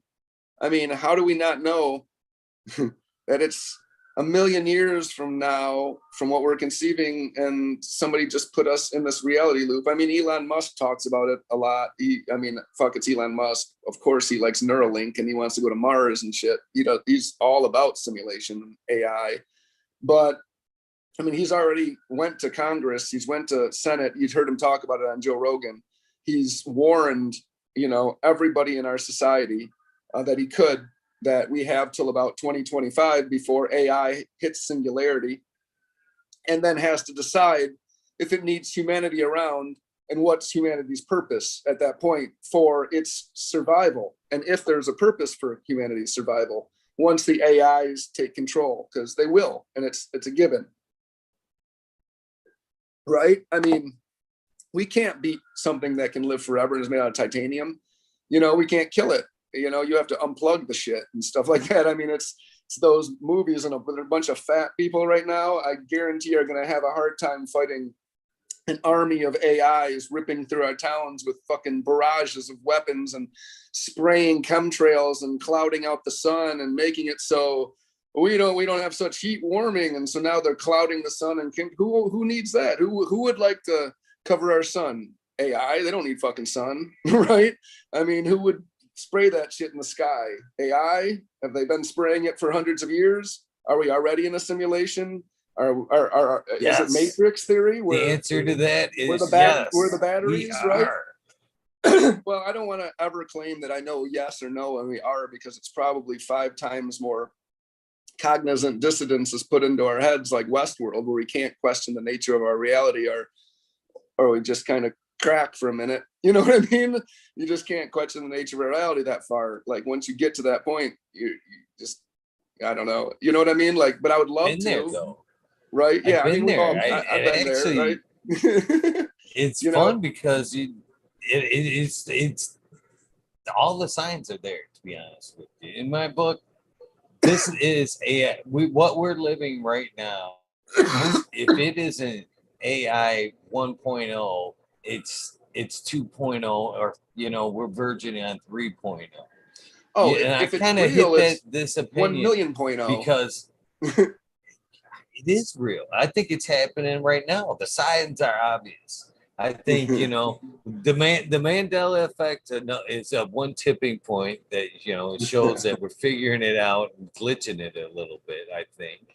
I don't know. Yeah, Mandela. The actual Mandela effect it weirds me out, because I do remember Nelson Mandela's death in like the 80s, watching it on TV and stuff like that. I remember watching the whole parade, and he died, and then all of a sudden he's alive in jail again. You're like, what? How do you, but the other ones, the Oscar Mayer, the Monopoly guy with the fucking monocle. I swear the Monopoly guy had a monocle, right? The Berenstain Bear and shit, right? I don't know about the Berenstain Bears, but or Shaq or Shazam, or what is his name? Sinbad, and he did the Shazam. I swear I remember that, but then it was like Shaq who did Shazam or something. Right? But think about this, Jake. Think about this for a second. This is what kind of helps me think that it's kind of getting obvious. Now, I'm one of them people that believe that manifestation is possible. If you see it, in your head, and it's clear. What you think about is what you become. You know what I mean? You set your own path. So Sure. that's us kind of figuring out somewhat of a glitch. We've figured out that we have a hand and we can create. We are creators in that sense. Okay? So that makes us somewhat digital, if you will, or somewhat of a sim. Now, playing into this, I heard this gentleman talk on Rogan that said, he was asking Rogan, or Rogan was asking him, is sim real? Would we know? And the gentleman said no. If simulation was going on, you would not know, because at that point, the AI would be so smart, there would be so many simulations going on at once, you wouldn't be able to figure out where you are in the puzzle. Okay? Now, listen like in to me. Follow me here. Like in Westworld, Follow right? me here. Right? We've talked about perception here as well. So if perception is limited pretty much to the individual and how we understand reality around us. Now, who's to say? And again, just keep that one in mind as I'm go forward here. Now, as we went on with the digital age, what happens with us necessarily in the physical world becomes less and less important, as much as the tracking of us and the buying and selling of us digitally. You know what I mean? Everything we do now is data, data, data, data, data, data, data, data, data, which is scary, and it has been for a while now. Now, if it's all data and that's the most important part, and physical person isn't necessarily important anymore, what's that a sign of? Well, sounds like simulation. So, and again, and if what we talk Have you about with have you ever seen reality the and have you ever seen perception is listen. I have not. I probably the not. ones of the 'Cause I the don't. ones of the glitches with the birds frozen in the air? Oh, yes, I have seen. Yeah, something like that, or your car's like all jacked up like that. Yeah, I've seen that since. that hit like nothing, just like hit nothing. They hit like a wall that doesn't exist in reality, right? Like those types of things. So, Yeah, that would argue for it. Like I said, I'm on your side, dude. I argue for simulation theory a lot. To me, it makes sense why we would go to sleep and charge our battery down, because we need to recharge our battery so that we go. I mean, it makes batteries are the only way I understand. I'm just thinking where time as we know it is 1,000 years in advance, and there could be somebody piloting our avatar that wants to be in my shoes. They want to be a techno producer who grows weed and makes chocolate bars. You know what I mean? Like, somebody be like, that's a fun little avatar. I'm going to play that dude for whatever, 70 years. And then all of a sudden that's it, and he's going to have this, right? But at the same time, there's very religious people that want to argue that that is like, there's two realities. And I get argued this a lot, and I semi do believe it sometimes that, maybe there is a simulation, and I don't want to act like I know on either side, because when I graduated with my philosophy degree, I turned to my philosophy professor and I said, why the fuck did you allow me to get a philosophy degree? And he started laughing and he was like, why? And I said, because I know way less now than I did when I came in. I go, when I came into college, I knew everything. I knew it all. I knew everything. I knew what I was going to do in life, and I knew everything was going to happen. And by the time I graduated, my life was shook up completely, and I had no idea what everything was, and I didn't know anything again. I didn't even know if I existed or if I was a brain in a vat, if some guy was controlling me and just putting things in my brain, and I was actually just some brain in some cruise ship off the fucking coast of fucking Africa in international waters in fucking 500 years from now. And I'm just stored old Jake that, has some pattern that they wanted to save because we're just vibrations, and they wanted to store that song of Jake in a little vat. And so they tap into it with some little things, and that's how it is. We're like some program or something where you want to be like, I just want to go into Garage Band, or I want to go into Facebook or whatever. We're just an app or something, but at the same time, I got a lot of my, my spiritual friends that, want to cry when they say that, right? They want to believe that there is a soul, and that, plants aren't,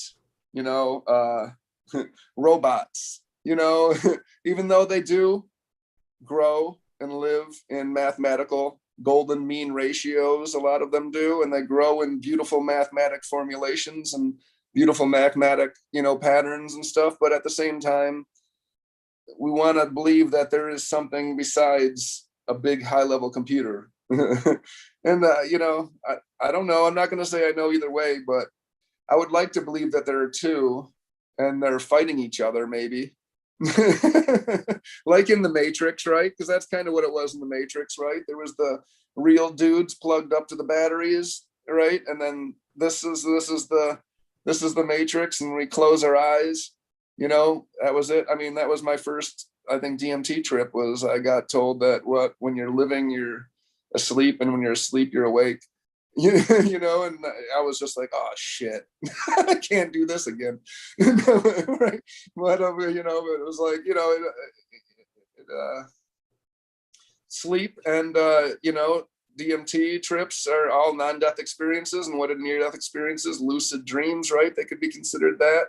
So do we die every night when we go to bed? Is it the same thing? Sleep is death, right? That's a really deep argument right there, right? And then you could argue, where do multiple personality people go when they change? Some of them have 20 personalities. Where does Timmy go when it turns into Jenna, you know, because some of them have different heartbeats. I mean, finger, you know, handwriting patterns. I've, you know, done studies on where multiple personality patients have like multiple female personalities and they menstruate at multiple times during the month. You know, that's physically impossible, right? For you to menstruate and have multiple ovary thing. I don't know what, you know, you menstruate at multiple times in a month and different heartbeat patterns when they're different ones. Like literally everything that you would use to define a person, save their fingerprints or DNA, right? You know, and so then you start getting into, right? If it's simulation theory, then what is soul? Right? It's then you start really going, okay, because we have to agree that there's a soul. I do, and that soul is present in multiple personalities. You know, so it'd be like vessel, soul idea, body, mind, right? Unless you just believe body and soul are one. You know, there is mind and soul, mind and body, and if that is real, then it kind of interacts and conflicts a little bit with simulation theory a little bit. So it leads me to believe that there would be two theories going on. One of soul, which would be the fight for our soul, right? Which the soul holds maybe properties that we don't even understand that are occur in vibratory patterns or songs or, you know, love vibrations we give out, like you said, intentions, all the things that humans make human different than a lion. If we're different than a lion, you know, if we're different than a plant, if we're different than some things like that. I mean, we can make art. Can a plant make art? Is it different than when I make a song as it is when I plug it into a plant and make a song, like you said? If we want to, right? If we want to make a band out of plants, right? Would it be the same as a band of people? Would people care as much? Would people care more? I'd care about it more than AC/DC. I'd say that. I do not like AC/DC. You can put it on the record, and I would care about a band of plants more than I would care about AC/DC, especially with Axl Rose. No AC/DC with Axl Rose, bro. Just come on. Just die at this point. Yes, I agree. Terrible. There's somebody out there right now saying, I will never buy another Midnight Bar because he hates AC/DC and I fucking love Shook Me All Night Long. You know? Oh, no. I love AC/DC. I agree. When I heard he was filling in, I was like, oh, that's not good. He can't even sing his own band, to be honest with you. Yeah, it's going to fill in for, you know, one of the biggest rock bands. This didn't make any sense. But then the question is that. Speaking of the Midnight Bars, have you come up with any new flavors? Yeah, dude, we're doing the last time we spoke. Yeah, we're doing dark chocolate toasted coconut. Actually, that's going to be dropping. We just ordered the boxes for it, so it's like my favorite flavor right now. It's fucking ridiculous. Like toasted coconut pieces with dark chocolate. Tastes like a kind of a mound bar, you know, but better. It was kind of like a Samoa type of bar, right? But we added the caramel for a little bit to do Samoa, and I didn't like the caramel. I honestly liked it better with toasted and just dark chocolate, and I think everybody on my team agreed. And so that's what we're doing. Yeah, I mean, we're going to be, you know, coming out with the Midnight Bars in Nevada here soon, so we're probably going to be doing some in there too. We were also going to be doing like a pumpkin spice. We were going to do it like just in, you know, the fall, but we have a really good recipe, and I like pumpkin, and I don't care. I'm basic like that. I like pumpkin, and I like it. I'm going to put it on the roster, so I'm probably going to do a pumpkin and a toasted coconut, and probably, you know, mess around with like the strawberry lemonade, the raspberry lemonade, maybe peaches and cream. We're just doing something along those lines, like a peach Bellini, almost like, you know, champagne and peach white chocolate. I like chocolate. So as recreational is quickly approaching, are these little steps that you're taking, is it going to be easier and easier to go nationwide when the opportunity arises? Yeah, I pray. I mean, it's fucking ridiculous. It's not. What's like 49 states are legal and shit like that. So I'm hoping, that would just make interstate travel better because I would be able to ship them to Nevada, be able to ship them to Ohio, ship them. It would be amazing. It'd be a dream come true if it fucking went federal or like that. And I was actually able to ship them to somebody. Could you imagine? Holy crap.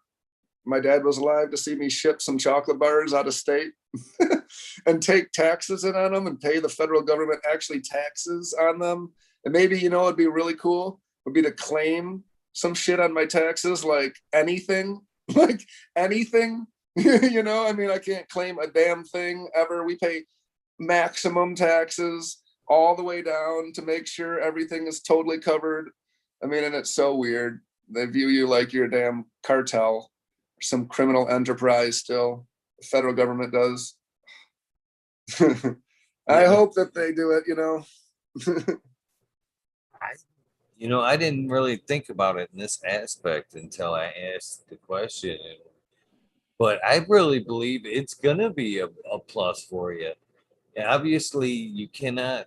I was going to ask that question, but you kind of answered it for me. You're not able to make the bars here in Michigan and then send them to Nevada or that's why Colorado. Right? No, that's why I'm going to be, teaching them out there how to do it and coming out there and getting a license out there, working out with those guys and stuff, and maybe try to bring my bars out there and hopefully go statewide is the only way right to do. There's a couple of brands that are in multiple states, a couple of chocolate bars and a couple of things like that. So I would love to do it with a federal legalization. I mean, Jesus Christ, it'd be good. I mean, I don't know what they're going to bring with it, if it's going to bring corporate shit and all this, but if you're a good brand, I say to anybody, it hasn't even started yet. Like, there's a lot of room for tons of people out there. There's like not a lot of competitions. And if you can make a good product and you back it with good integrity and you make it clean and you make it for the right reasons, people will support you. I mean, I will. I want to see people do it the right reasons. I mean, that's about the only way to do it. And, I stick to one thing and I try to do it right. Magars and midnight bars. And, I just recommend everybody do the same thing too, because there's still opportunity in all these states to come out. Oklahoma's got a lot of opportunity right now. There's a lot of opportunity in places.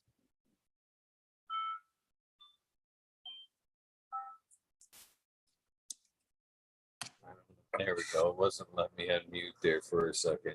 I still see it as a little bit of a blessing, not being able to just set up here and then, ship at this moment, because unfortunately it is making you, do two different projects. But if you think about it now, it would be more of a blessing when things do pop off recreationally, because now you'll have a distributor for the West Coast already in place. You know what I mean? And helping out with the 100%. workload and shipping. 100%. Well, you look at some of the companies that want to bring their bars to, scale up. I mean, there's nothing wrong with it. If you keep your bars with integrity and make it with a proper SOP, and you watch and you control and make it with clean, tested material, and you care about your products and you care about what you do, you can scale up at a proper rate. There's, there's companies that do it without going super corporate and selling out all the way. I'm not going to sell out. There's no way. And there's a lot of people out there that are doing it. There's a lot of good brands, that were caregivers in Michigan that are coming out in the state. We all know, I could sit here for an hour and name 20 brands, and you've had a lot of them on your show, that have integrity and come out. And, there's going to be a lot of them that are pushed out, but, there's a level of how you can work with people. There's a level of big business, acumen that comes with it, and that comes in any business, if it's like DJing or music or opening a Subway or doing anything, you got to be able to work with people near you, you got to be able to do things, and I hope the people with the right goes, and they're the people, it's an interesting talk. I don't want to go there. You know, I'm riding that fine line where I had to go over to that side as quick as I could, you know, because I wanted to get the bars out there. I really did. It was a good choice, and choice really helped me out a lot, and helped me get it out to the metric, and I couldn't turn it down. You know, it's a good opportunity, and I recommend it to people, and people can do that without getting a license. You know, you create a good product, you can sell your brand, you can sell your trademark, you know, if you properly, you know, build an LLC in a business and understand how businesses are built and stuff. You know, you can sell your product to a person with a license, and you don't need to get it. So if there's people out there that are claiming that they can't get, you know, in the game and stuff, you know, you just got to learn how to work with people. You got to learn to, you know, give up a little bit to get more. You know, it's better to sell 1,000 items at $1 than it is, you know, 10 items at, you know, $10.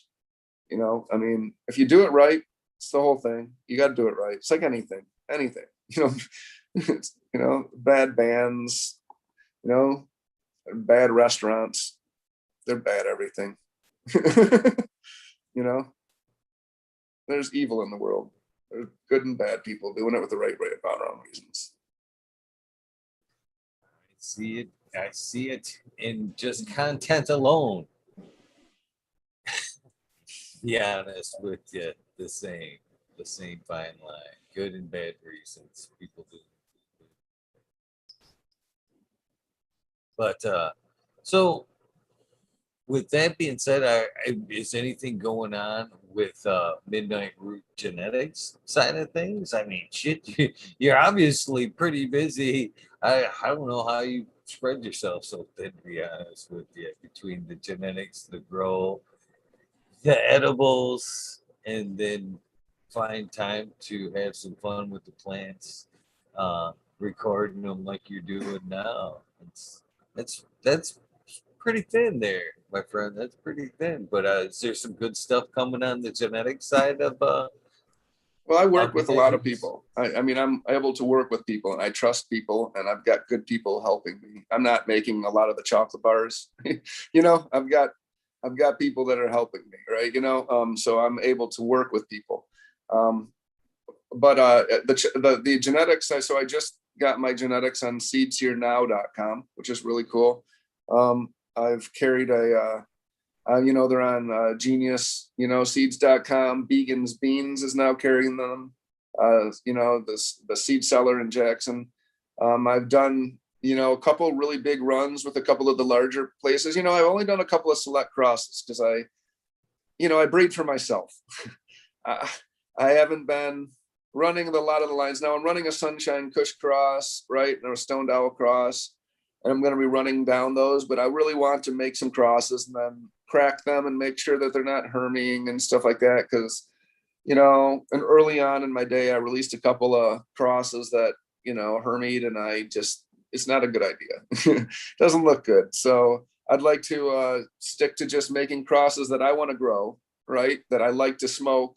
And you know, there's a lot of people making the crosses that I would anyways, right? Let's say I wanted to make fucking, you know, Skittles crossed by GMO or something. Jesus Christ, I just bought it today off of Archive, right? You know what I mean? Like, I want to make, you know, Sunshine 4 crossed by GMO. Well, Jesus Christ, you know, Intergalactic made it last week, and Heavyweight Heads is making a bunch of great crosses with Burner with the Sunshine 4. And, you know, there's like a lot of people are doing a lot of the stuff. So I'm just going to stick with what I like to smoke and make some select crosses and release like one at a time. It's not my big focus. So I can use it as like a hobby / great outlet, because I have some people that are backing me that know that I'm not releasing bunk. If I do release it, it's going to be tested. I'm going to have pictures of it. I'm going to have testers and proof behind it. So like Para, Pennsylvania, Bullseye Cannabis in Ohio. Those are two big places that bought like large amounts of my seeds, and they had germination rates of like 95% and up. It was the top germination rate at both places. Now mine are regular seeds, so you're going to get, you know, male and female, but the germination rates are exceptional on them. I'm excited with this crosses that I've been releasing. You know, I've got my fork 8 cross that I was doing I made for my sister who passed of cancer. It's the Chem 4 crossed by Fire 18. So I've been saving that up, and I've been making sure that that was stable. And so I'll probably release that sometime soon. But you know, just playing along with it. Like I said, I've got a lot of things going on. The John Carlos Magar is one of the things that's really working. I think we're going to be doing something with one of the larger name places out in Nevada too. And I don't want to break it until things are signed and shit. Right? Probably not a good idea legally. You know, I'll knock on wood, but you know, we're probably going to be doing something big out there, and we're very, very excited. We're pretty much a go on it. So hopefully, when we do, I'll come back on and tell you about it.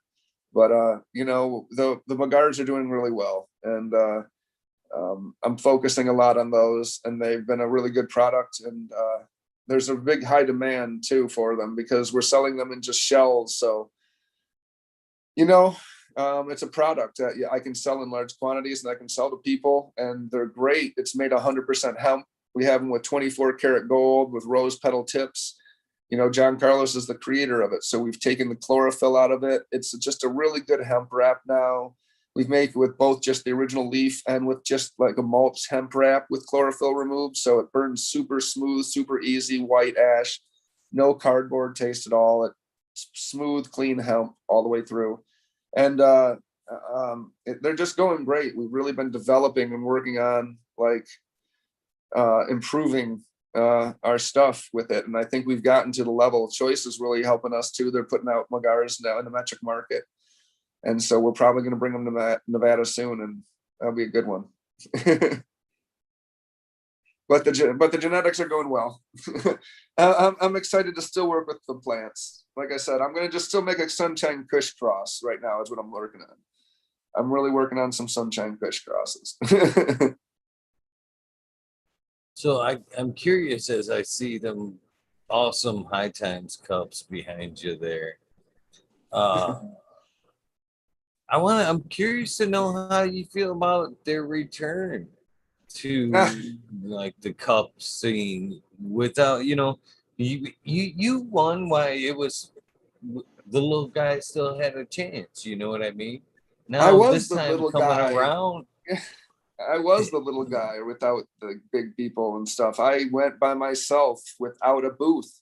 I won a first place without even buying a booth, and without sponsorship, without any of the stuff. So I tried to prove it to myself that, you know, it was the grower. And at the time, you know, I know people that tried to buy it, and there was stuff that were easier to buy, like first place glass and People's Choice and some of the concentrates and some of the different ones that were easier to get, right? Because you could stack the deck in their favor, or, you know, put a bunch of judges in, and hopefully they would choose a certain thing and they would know what number yours was. Like I've seen people try to do everything in it. I've seen people try to get called out for it. I've seen people I know close try to stack the deck. I was like, man, come on.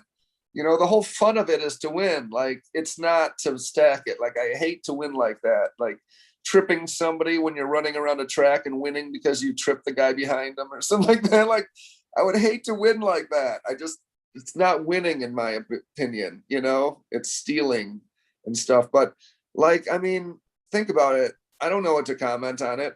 There's no blind judging anymore.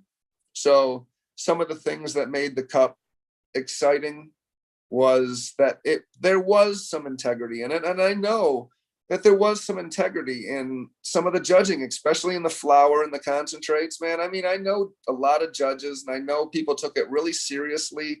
People would fly out from other cities. People took it very seriously. Like, it was a big deal. You know, there's always going to be bad seeds in everything and try to win their thing. It doesn't mean that every single cup was stolen. You know what I mean? Maybe somebody stole something one year or here. Doesn't mean every single person was stealing every cup. There was some legitimacy in it. You know, I know people would stack it, you know, like certain dispensaries would put like 40 entries in. You know what I mean? Like, now you got a good chance of winning when you're putting 20 entries in the indica category, and there's 40 entries or something like that. Man, you got a good chance of winning. So, you know, there's different ways of doing it. But now it's all not blind. You can put your sticker on the outside and say what it is and say who you are. So you can you can just buy judges packs, right? And doing it. Like when I was with the Adam Dunn show and they did that Adam Dunn show Invitational, that was like super fun and super really close judging where like the competitors actually judged. And that's what makes it fun. I mean, you're judging art, for God's sakes. I mean, this, you know, it's art. It's like dog breeding, you know, it's like cheating at, you know, dog breeding competition or something. Like Tanya Harding the dog next to you or something and breaking its leg so it doesn't win or something like that. Like, I hate that. Fucking hit Nancy Kerrigan in the head or something like that so she doesn't win. But I mean, I don't know. I'm just gonna say it's ripe. It's ripe for for unscrupulous people to try to stack the deck in their favor. And if you can't see that as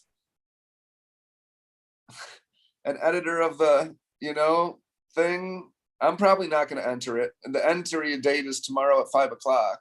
I was thinking about putting the Megara in it or the bar or something, but it's, I don't know. I don't know, it's weird at this point, right? I mean, I've got 11 cups and I worked really hard for all of those cups, you know?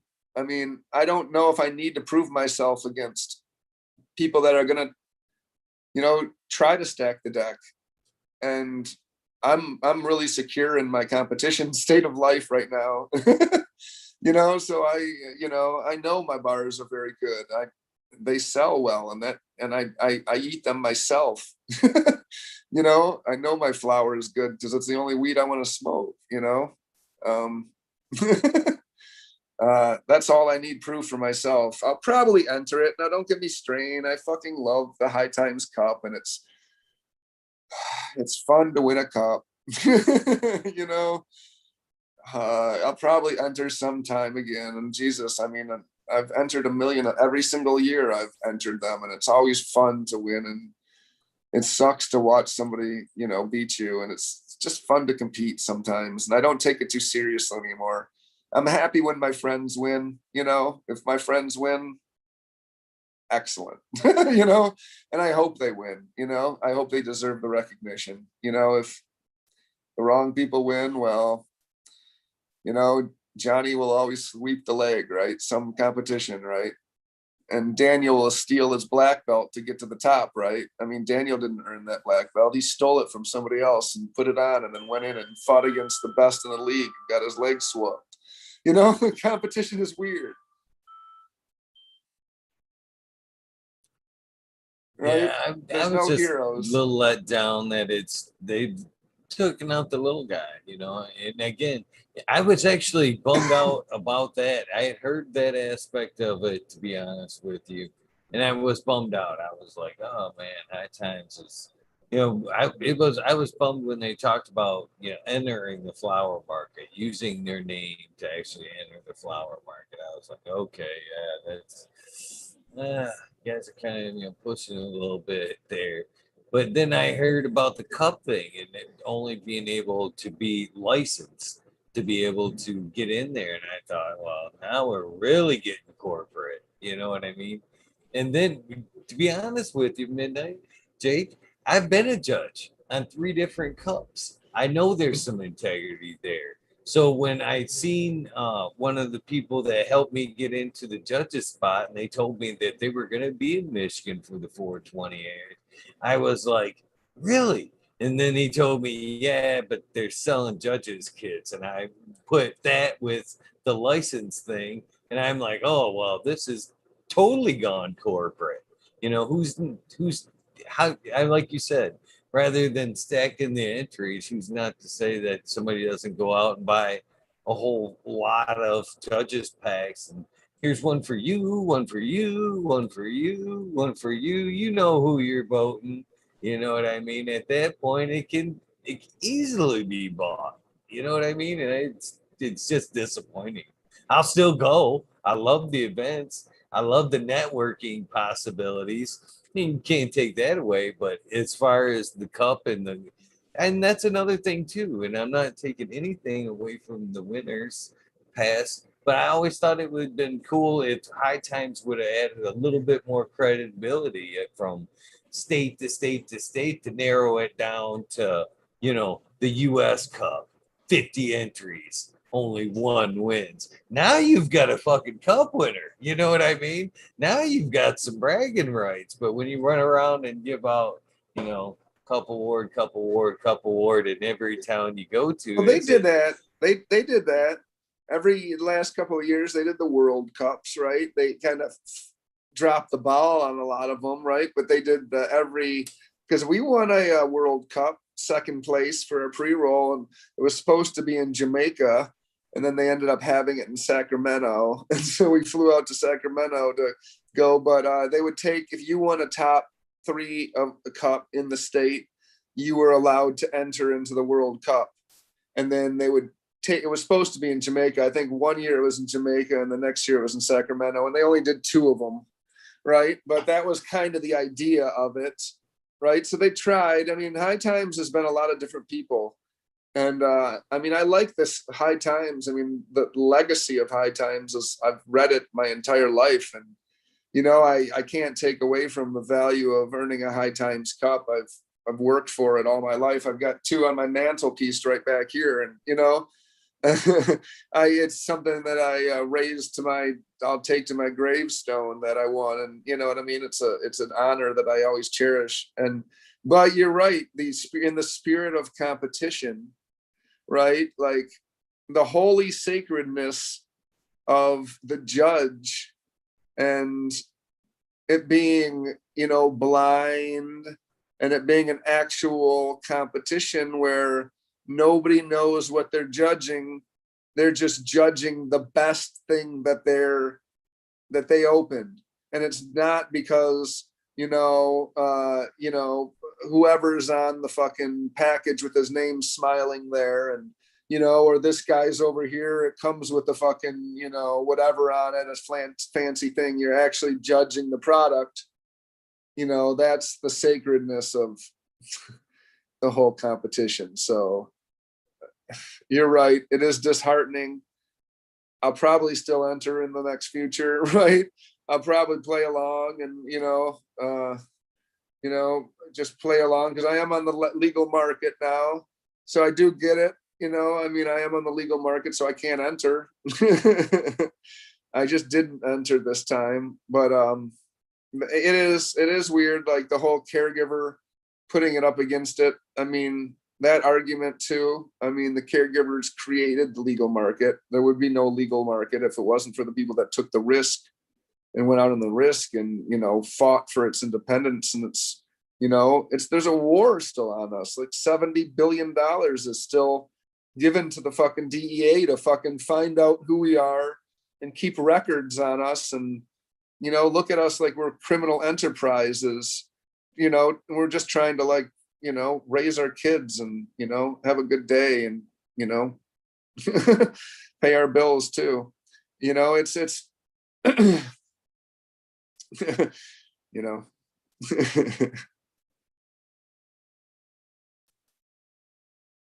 I get lost sometimes. It is a great day that we can, make a living in this beautiful industry that is the cannabis industry.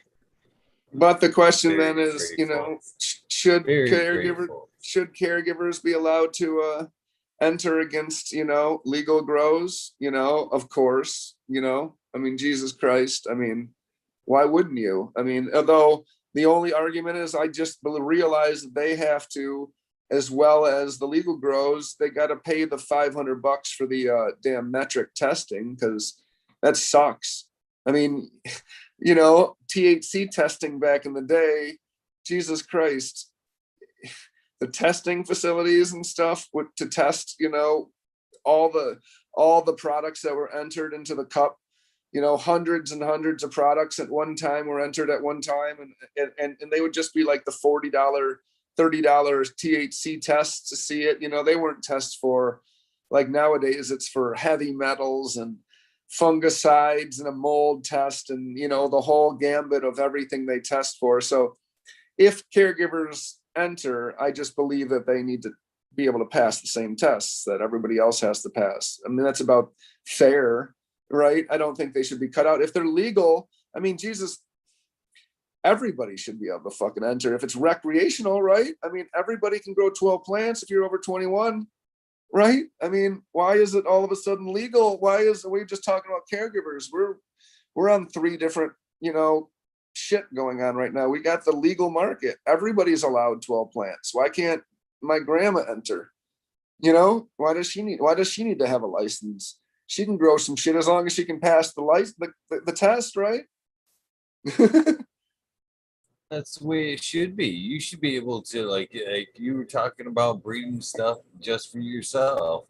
If you cultivate something that's just the prettiest flower you've ever seen and you grow just enough for yourself, you should be able to take it to high times if you're willing to pay for the testing and all that good stuff and go, I want to put this up with the big boys. I want to see, if this flower is as good as I think it is. You're right. It should be. So we did.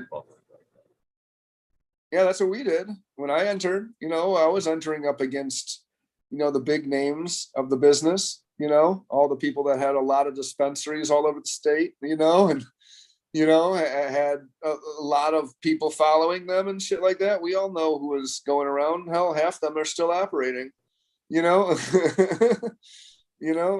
a couple still operating, caregiver places. So there's still some weird gray area going on in the world, I mean, I think it should just be legalized and it just needs to be regulated like everything. Like if you want to start a beer company or you want to start a food company or you want to start a restaurant and go sell your asparagus shoots or something down the street, you got to get them tested. You can't, have fucking dog shit on those and you grew them with your special recipe human feces and stuff like that, you know what I mean, like you gotta there's gotta be some regulation. I mean, I hate to say that, but I mean, Jesus Christ, you can't, if we're all subject to that strict regulation and I got to get my bars tested, the distillate I got, I mean, everybody's got to get those tests so we don't give you fucking powdery mildew and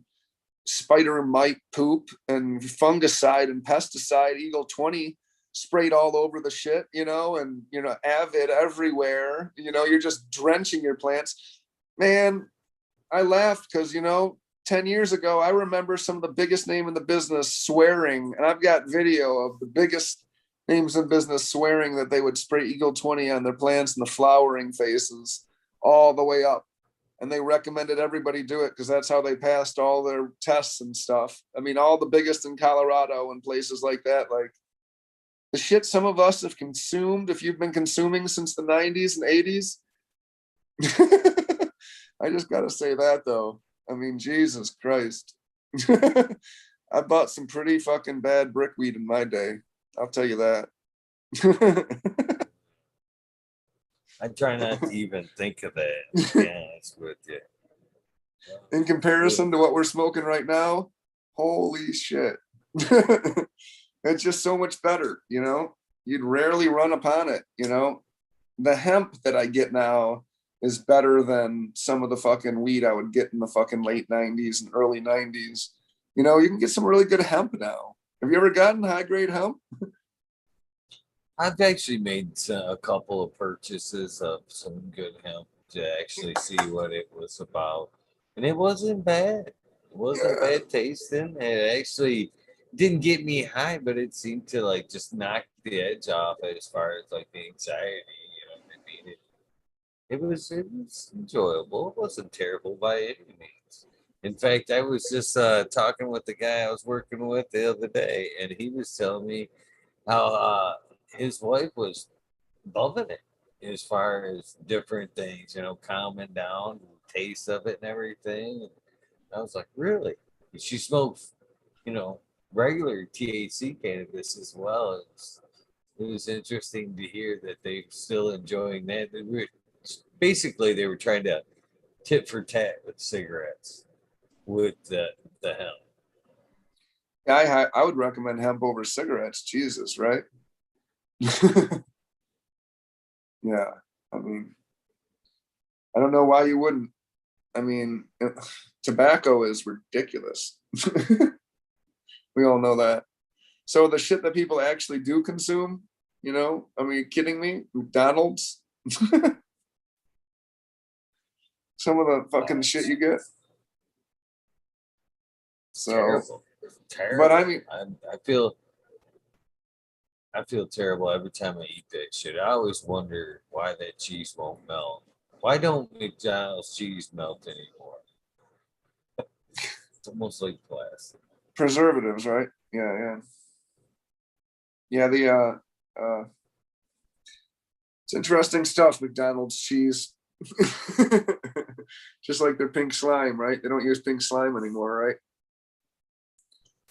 I want to know why. I think they're just like, at this point, giving you garbage. Like, unfortunately, I hit the McDonald's. I don't eat there a lot, but I prefer their coffee. They make a decent cup of coffee. Jesus Christ. I just realized how much my Venti mocha that I get at a Starbucks has in sugar in it. You know, it has like 45 grams of sugar in that thing. That's like 2.5 fucking cans of Mountain Dew. And it's got like 180 grams of fucking caffeine in it. I mean, I was like jumping off the rounds. I was bouncing off the wall. You know how much fucking Coca-Cola used to have in it in a 16-ounce glass? Like 3.5 grams. Holy shit. That's what I say. You gotta be shitting me. Like that is insane to even think. People were jumping off the Reds, ready to go to war, bouncing off the fucking wall, doing the jitterbug. You wonder why the jitterbug was so popular back then? Just drinking Coke, just freaking out. Their legs just shaking and shit. Don't get me wrong. I understand why they changed the recipe. I'm just surprised that as consumers, they were like, they let them. It seems like you got people by the balls like that. They'd be like protesting outside the factory. You ain't changing shit. Oh, they did. Did they? I mean, if you studied the Prohibition era, right? The era where they removed that. I mean, you could buy like needles and heroin and coke and all that shit through Sears catalogs and stuff, right? Morphine in jars, and you could buy everything through mail order. It was not illegal until, like, you know, the Prohibition era with the alcohol prohibition. And then it kind of the mothers and against drug drive, that whole like era where they wanted their husbands to come home from the industrial factories a lot. They would go out to late nights, so they, and then there was a lot of, racism in there too, where they were doing the Anslinger laws and trying to, going against the South on the marijuana stuff. But a lot of that stuff was the cause of all that shit. We'd still have Coca-Cola right now if they allowed it. Oregon will probably have it soon, right? Right. Oregon legalized all drugs, right? Oregon can have classic Coke, right? That's crazy. I mean, Oregon can have all that shit, right? Oregon's legally decriminalized all drugs. So if that's legally decriminalized, I mean, we had dispensaries popping up of weed before it was legal, and we used to argue online that if it's legal or decriminalized, you have to have access for it. How are you going to get your fucking drugs, right? How are you going to get your Coke or whatever drugs you want to claim it? So you can't just get it from the cartel. You're going to have to get it from somewhere, right? I mean, you're going to have to get it from a dispensary or shit. You can legally possess it, right? Like weed in 2008, right? Or when you didn't have any dispensaries, right? You could get the medical card. I was like the 50th person to get it or something. I mean, I was right on it. I know somebody was like the 8th person to get it. Like I was signing up as soon as it was available. You have to have a place to get it. It was weird because you'd have a medical card, but you could never buy it from anywhere, right? You can never get it. So everybody was like, how do you get your weed? You have to grow it. So they always assume you grew it because you had a card. You have to grow your own weed, right? So, right, yeah, that's the only way to get it, right? So if it's legal to possess all drugs, logically, you got to have a way to get it. I don't know anybody that grows cocoa plants, right? Or grows like opium little dens in their closet. They've got like a fucking opium field or something like that, so they can have their fucking heroin, which is legal in Oregon, right? I mean, you got to have a way to get it. So in like, Venezuela, or where are the other ones that decriminalized it? There's a couple of places, right? Is it Puerto Rico or one of those places that decriminalized, like Amsterdam did? They used to have the clinics that you used to went in. You'd go in and they could educate you while you go in and get it. There'd be posters on the wall. You walk in and you go to a nurse and you get a room to do it in, and they give you some, government sanctioned crystal meth or something like that. You'd go do it in the room and leave. It's legal in other parts of the world, right? Amsterdam and shit like that, that's still legal. So you got to be able to do it, right? There's a couple other places in the world that are, maybe your chat or something, somebody in your chat room can Google search that where it's legal, but they're doing a lot of different things like that, right? Decriminalize them, the whole gambit. You're going to have to get it legally. I mean, I don't care if your mom or hates it. Hey, we can hate coke all you want. I don't do it. I don't fucking touch that shit. Like, I don't condone it either, but there's somebody fucking out there doing it. I don't care who you are. And there's a huge market for it. The CIA traffic it all fucking day. And there's a bunch of people that funded White Boy Rick and Rick Ross. They didn't have big fucking cocoa fields downtown, and they didn't have basements full of fucking HID lights growing cocoa plants and fucking processing it in their fucking garage and shit like that. Like, how'd they get it? Where'd they get that much? It came from somewhere, right? Escobar, obviously, and those guys down there, but he was obviously working with the CIA, and those guys were all big, huge little thingamajiggy going on there. But you have to get it from somewhere. So that whole drug war is like, that's the first step of that drug war is Oregon. They're like the tipping point, right? If that starts spreading, right, legalization of marijuana goes everywhere, and they federally legalize marijuana, well, they're going to have to do the same thing with all drugs. I mean, you can't have the cartels running just the coke fields and the Afghani opium fields. I mean, our troops come home all the time. They protect the opium fields over there. Why are we protecting opium fields? Why don't we just allow them to grow them and sell them on a legal market and have them regulated by somebody? That's what the government does, right? They regulate that shit. That's what their job is, rather than busting us for it. Destroying fucking families and shit. They should regulate that shit. Do some education and not fucking destruction. But I honestly think the as far as that kind of weirdness or that mentality, not weirdness, bad choice of words, but that mentality goes, I believe that the push for recreational is an attempt from the pharmaceutical companies to be able to keep their grip on people. You know what I mean? Right now, as a plant gets pushed as a medicine, they'll never win the fight. Well, we obviously know marijuana has its healing powers, but if they can push it through recreationally, they can keep pushing their poisons and kind of quiet people by letting them get what they want. But then again, it's kind of the sleight of hands. Okay, you guys can get what you want, but let us keep you addicted, pushing our poisons to you, And I think once the recreational comes through, I think they're gonna, snuff out all the home grows because it's recreational. Now it's regulated. You're gonna have to buy it from us. You don't need it as a medicine. It's recreational. Nobody grows it. You know what I mean? I think they're gonna slide a hand a little bit on the recreational side. I don't think there is stopping the marijuana thing. I think it's already almost like 50 states right now. You're right. I mean, yes, they could be giving it to us, right? If that's the argument, right? But I mean, the argument against legalization of all drugs being is that, like, I mean, we have OxyContin legal, but heroin illegal, right? But cocaine is legal for eye surgeries, and people have gotten it on eye drops. I know people who had cocaine eye drops before. You get for doing eye drops to numb your eyes. And there's other medical uses for meth, you know, Ritalin and stuff like that. Like those are all Schedule 2.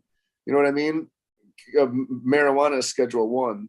So if marijuana breaks the floodgates down, it's gonna topple everything down. That's the big thing. It's like it's just the lies are gonna come up fold, because I mean the whole thing is the scheduling thing, like OxyContin, right? You know, Vicodin, these are different things. We have to just like literally let people know what they are, so kids know what their parents are fucking getting into, or you know, everybody knows what they're doing. There's no hiding. There's no going down to the city to collect weird shit, or doing different things in weird shady areas of town, or doing things like that, or you know. It's that argument for you know, total regulation, because if they want control, if you're saying they're giving us this thing and this and that, they the whole war on drugs is their control. It's that buying it and selling it back to us and then busting us with it, and then selling it back to us again and then busting us with it, selling it back to us again and then busting it with us, right? You know, I don't know. I have some appreciate the mentality of like legalizing them all, because and again, I'm not an advocate for a lot of that use. Like you said, you know, I smoke marijuana, dabble with the occasional microdose. That's it. That's all I need. You know what I mean? Good. all Schedule 1 drugs. What we've seen, and unfortunately, is another aspect that you brought up as well, is like the cartel aspect of it. You know, we've kind of seen it a little bit with cannabis.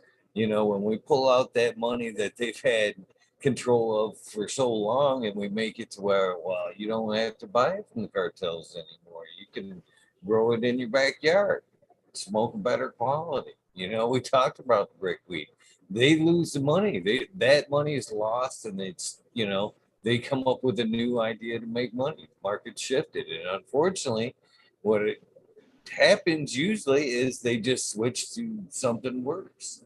I mean, you mentioned meth. I mean, that's usually they just take their money and concentrate it and flood your town with something else toxic. And if you make it all legal, you need to pull the rug out from under them all the way and start educating. You know what I mean? I think that would be a better stance against fighting it all the way around, as far as, you know, taking the money out from underneath the cartels all at once. I think that would be the most effective way if you're looking to get rid of that type of environment as well.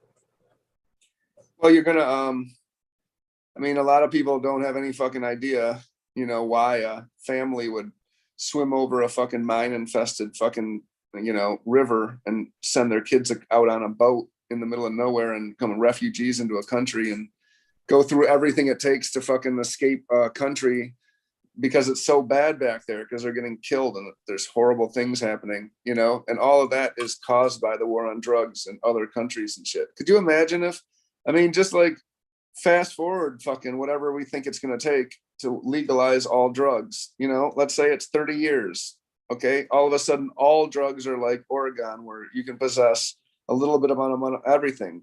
Well, you'd have to get your fucking drug somewhere, and it'd just be like any other drugs, you know. They would still grow those if that drug was still necessary. There could be cocaine fucking restaurants and shit. There could be a fucking, you know, meth, you know, bar where you go play pool and do meth and shit, you know. That could be legal, like, you know, like it would be acceptable to do these different things and stuff like that if it was really acceptable to do them recreationally, if people weren't doing them as an escapism thing, you know. But people don't do that. Like, you don't have meth halls and coke houses, and I mean, I guess you do some places if you call them a club or something, but I mean, like, you know, I mean, like, you know, ecstasy places and different types of drugs that you do as a party drug or something like that, you know. And, you know, if they were all legal, you would stop cartel trafficking, you would stop people taking over entire towns. Now they might still grow those drugs, or hell, they might switch over to tomatoes or growing natural food and shipping it out, or there might be so many things that could happen from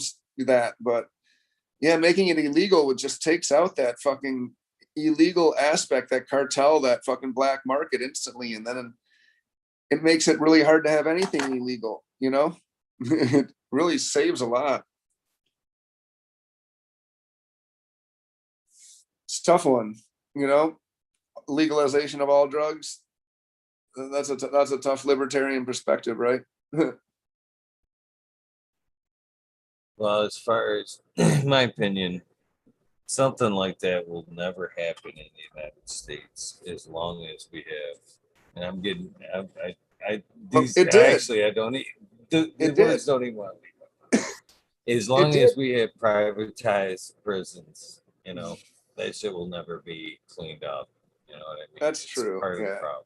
We did in 1920, you know, before Prohibition, right there in the roaring 20s, right there. And when they were doing those crazy fucking dances, all hyped up on Coca-Cola, you know, they were fucking flying off the winds.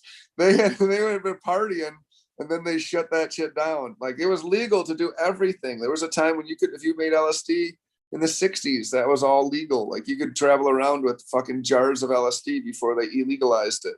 You know, but now all drugs are legal. You know, they would travel over. My dad was taking LSD over into fucking Iran and Afghanistan in the early 70s, you know, taking jars of it. They had no idea what it was.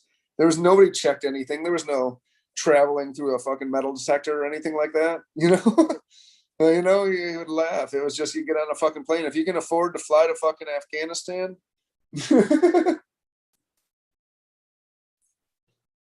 Things are definitely different these days, man. yeah, things are a little different nowadays, right? With the deep state, the fucking prison complex, it's a little different. Now, simulation theory and cattle theory, right? I like cattle theory. I just made that up. You can probably identify what that is. You know, there's a lot of ideas for that theory, but you know, realistically, when it all comes down to it, you know, in the end, you know, time is the actual question. So if you keep looking at it like a timeline, you keep you know, you have you limit your fucking view, because you gotta, just like I said, that's why you had me on here, to make this music with these plants, right? Just taking a second to fucking utilize technology, not be afraid of the AI, even make music with it. You know what I mean? Take the simulation and write a song with some fucking AI programmed, you know, arpeggio, right? And then make a song with it or something, like somehow make beauty of it, you know, somehow find the fucking good in it. Because in every sword, there's a fucking edge that will fucking strike down an enemy or a fucking foe or a fucking, you know. So, you know, there's a good side or a bad side to everything. Will it fucking in the end? That's where those movies Terminator come in. Will it fucking in the end kill us all? I don't know. Has it already killed us? So that's where it comes down to, right? So will it, or has it already? And I kind of just keep going back and forth, like it doesn't really matter, because that's a concept of how you look at time, right? You know, I mean, Jesus, we can't even tell off who we are. We could be a brain in a vat. I just like to smoke this pot, or the fucking Avatar creator likes to smoke it. But I mean, really, you know, getting freaked out and getting anxious and getting paranoid about, are we a brain in a vat, you know, is one of the weird things about it, if you think about it like that. You know, I mean, I try not to get anxious and paranoid and fearful and stuff. I mean, this entire time I've been essential, making, you know, things, you know, anything could happen at any fucking time. You know, my sister died of cancer a couple times. So, you know, are we used as batteries, cattle? Probably. Right? I mean, we have a social security number, right? We have all that stuff, you know.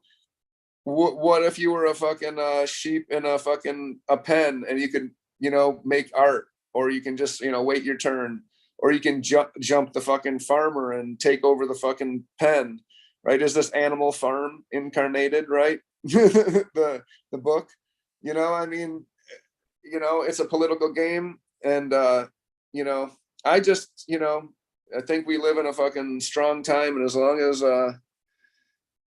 as long as I can speak up and have these conversations and smoke pot, you know, and speak out against our freaking current, you know, weird person in charge or whatever's going on, or say weird things without getting thrown into a gulag, you know, I'm a little happy. You know, I should be in a gulag by now. Right? I mean, Jesus Christ. You know, I mean, you know, I try to look at the bright side of it. I've got a lot of friends, and I've got a lot of people that I trust close to me that I help, and that help me out getting to a next level, to where we're all successful and, you know, can win at this game or whatever it is, or can at least support ourselves at this weird chess game that we have to play. But, you know, there's a certain little bit of rules we have to make in it. We got to make a little bit of money to pay our bills. And we got to take care of the people around us, you know, and we got to not, you know, kick dogs, and we got, you know, we got to, you know, do special things and grow good weed, and not fucking sell pesticide covered weed to people, and, you know, be kind to people.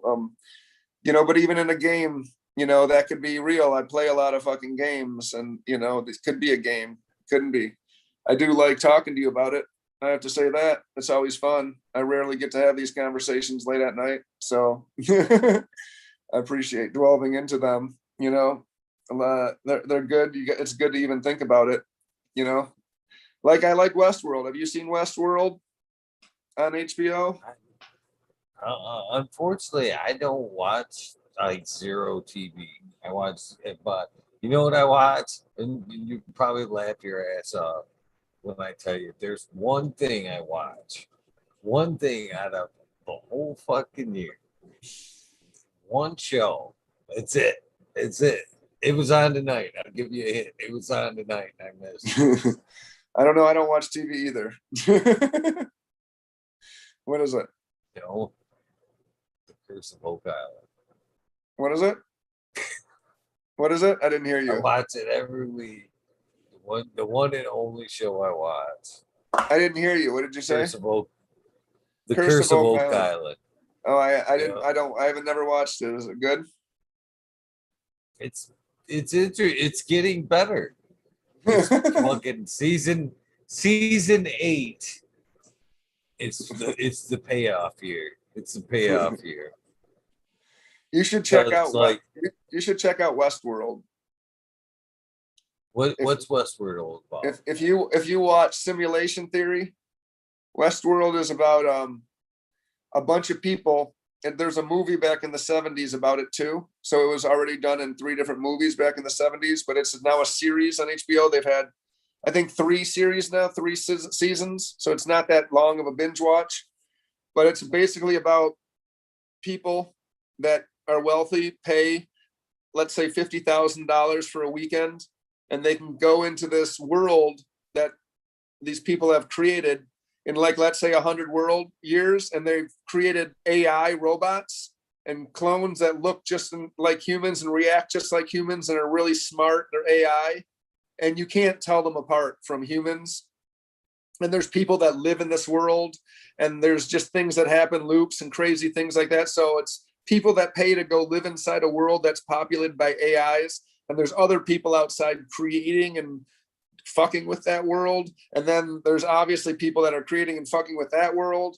And it's just, if you're into simulation theory and you're into AI, you like need to see that movie, because it's like every theory that you're having embodied into one. I mean, it's cloning, it's simulation, it's AI, it's narratives, it's everything that you would play out in this scenario, and it's watched, and it's just AI creatures, and they're like humans, and it's the, you know, the philosophy between what is AI or what is human, and what is consciousness, and what is soul, and how does it determine how is a human any different than a fucking super highly advanced AI.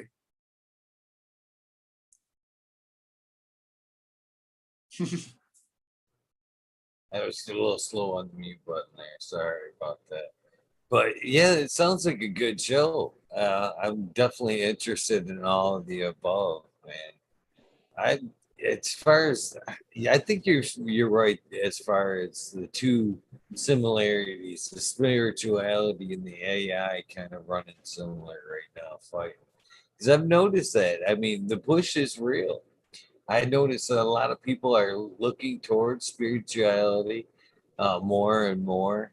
But again, the speed of the AI is coming, every day as well. So I think you're right that that race is parallel, and I think. Do you think we'll have to come to a point where it is red pill, blue If we pill? haven't already came to Will it. blue pill be the spirituality, the link that we're all kind of searching for that's in moment right now? I think Well, I don't that is know. a huge That's where movement right now. that's what I believe that's what Elon Musk is saying, where he thinks that we should probably just merge with it, where we should just take the benefits of AI, like extended life or the ability to have Neuralink, where you can connect with the internet and messaging and all of the things that you would have in a phone in your brain. I don't want to do it, right? But if you had that in your brain, you'd be an advanced AI yourself with the human in it. So he's trying to like kind of merge it instead of like the AI just saying fuck a human. I mean, what use do we have to it other than we can repair it? I mean, you know what I mean? Like, I mean, we're some crazy creatures, right? We can play some, songs. Have you seen like the AI make the Kurt Cobain song or AI making music or anything like that? Or have you ever seen like Deep Space Nine with Data, and he's like a singer, and he like does shows, and like people just watch him and go watch him sing classical music because he can sing like 9 things at once and shit like that. He can sing like a Gregorian chant or something like that, and people are just blown away by what he can do because you can't do that in a human voice, and he can just play octaves and do things that are just impossible, and he takes his inspiration from every piece of music that has ever been written, right? So he just he is like all artists in one, right? And that's how it's a weird way to look at it, right? But does he have his own soul in himself, right? Does he have his own creativity? Can he actually create something original? Could a computer create something original? No, it couldn't create something original. But could it take everything and create something original? Yes. But could a human create something original? I don't know. I guess that's the ultimate question. Were we programmed to know what we did, or we were just like Adam and Eve and we just learn how to make music one day, pick up a flute, and all of a sudden they're like, oh, check this out. I mean, when did fucking humans learn how to play fucking guitar and shit like that? Like, I want to know the first person to play a fucking, a song to this buddy. Like, check this shit out. Was it a fucking drum beat? Was that the first fucking song? I mean, like, when did song evolve? And would AI actually develop song and develop a sweet track? Would I like a song that an AI wrote someday? Probably, especially techno. Jesus fucking Christ. Sounds like a computer wrote it half the time anyways. Right? So with that feeling that you get, you ever have that feeling that when you met somebody that you may have met them before, you know what I mean? Or you know what I mean? They have a past experience, maybe in a, you always hate to say the different life, past life, or whatever. Or do you think when you're having that experience, if it was like an AI, that feeling you have is, I mean, it, I don't know how you'd be able to explain it if it were an AI. You know what I mean? It would you would have to Well, how do you be explain able it? to read the code ahead of time, and that would foil the. You know what I mean? Would it be a Um, chemical reaction? I mean, could it just be a serotonin release? Could some people explain it with a special love hormone? What's that called? Oxytocin and dopamine and serotonin released at the same time, and all of a sudden you have this feeling, and you get this pleasurable feeling. Like, I mean, I have a philosophy class where they would literally debated if we were a brain in a vat, would you know it?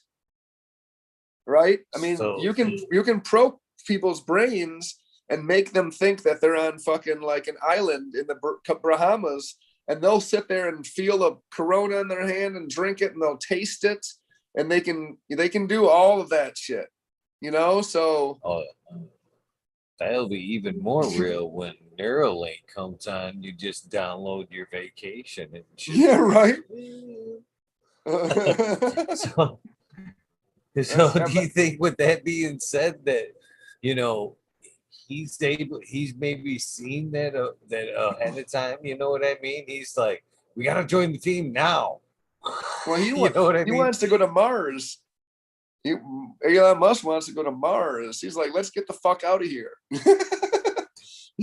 That's the kind of way I see it, though, man. Well, that might be part of it too. Get out while we got the chance. We're already yeah, that's what he the says. door. There's no closing it. Let's get the fuck out. But I kind of think that's where. But let's put it this way. Let's put it this way now. Think about this. Is Neuralink like a you can't beat them, join them type thing? They won't kill us off if we get in now. You know what I mean? Sure. If they know our thoughts at all time. Well, that's scary. But and again, like say with Neuralink, if that is the plan, you know what I'm saying? If that is the plan to get the hell away out of here, so we could get away from it. Now, if they're that intelligent and we've got them implanted in it's like we've got a seed. We can run as far as I want to, but if that's the case, then AI is that smart and we all operate off frequency. What's from them to go, get back here. I hit the button. Come on home. Come on home. I bought. You know what I mean?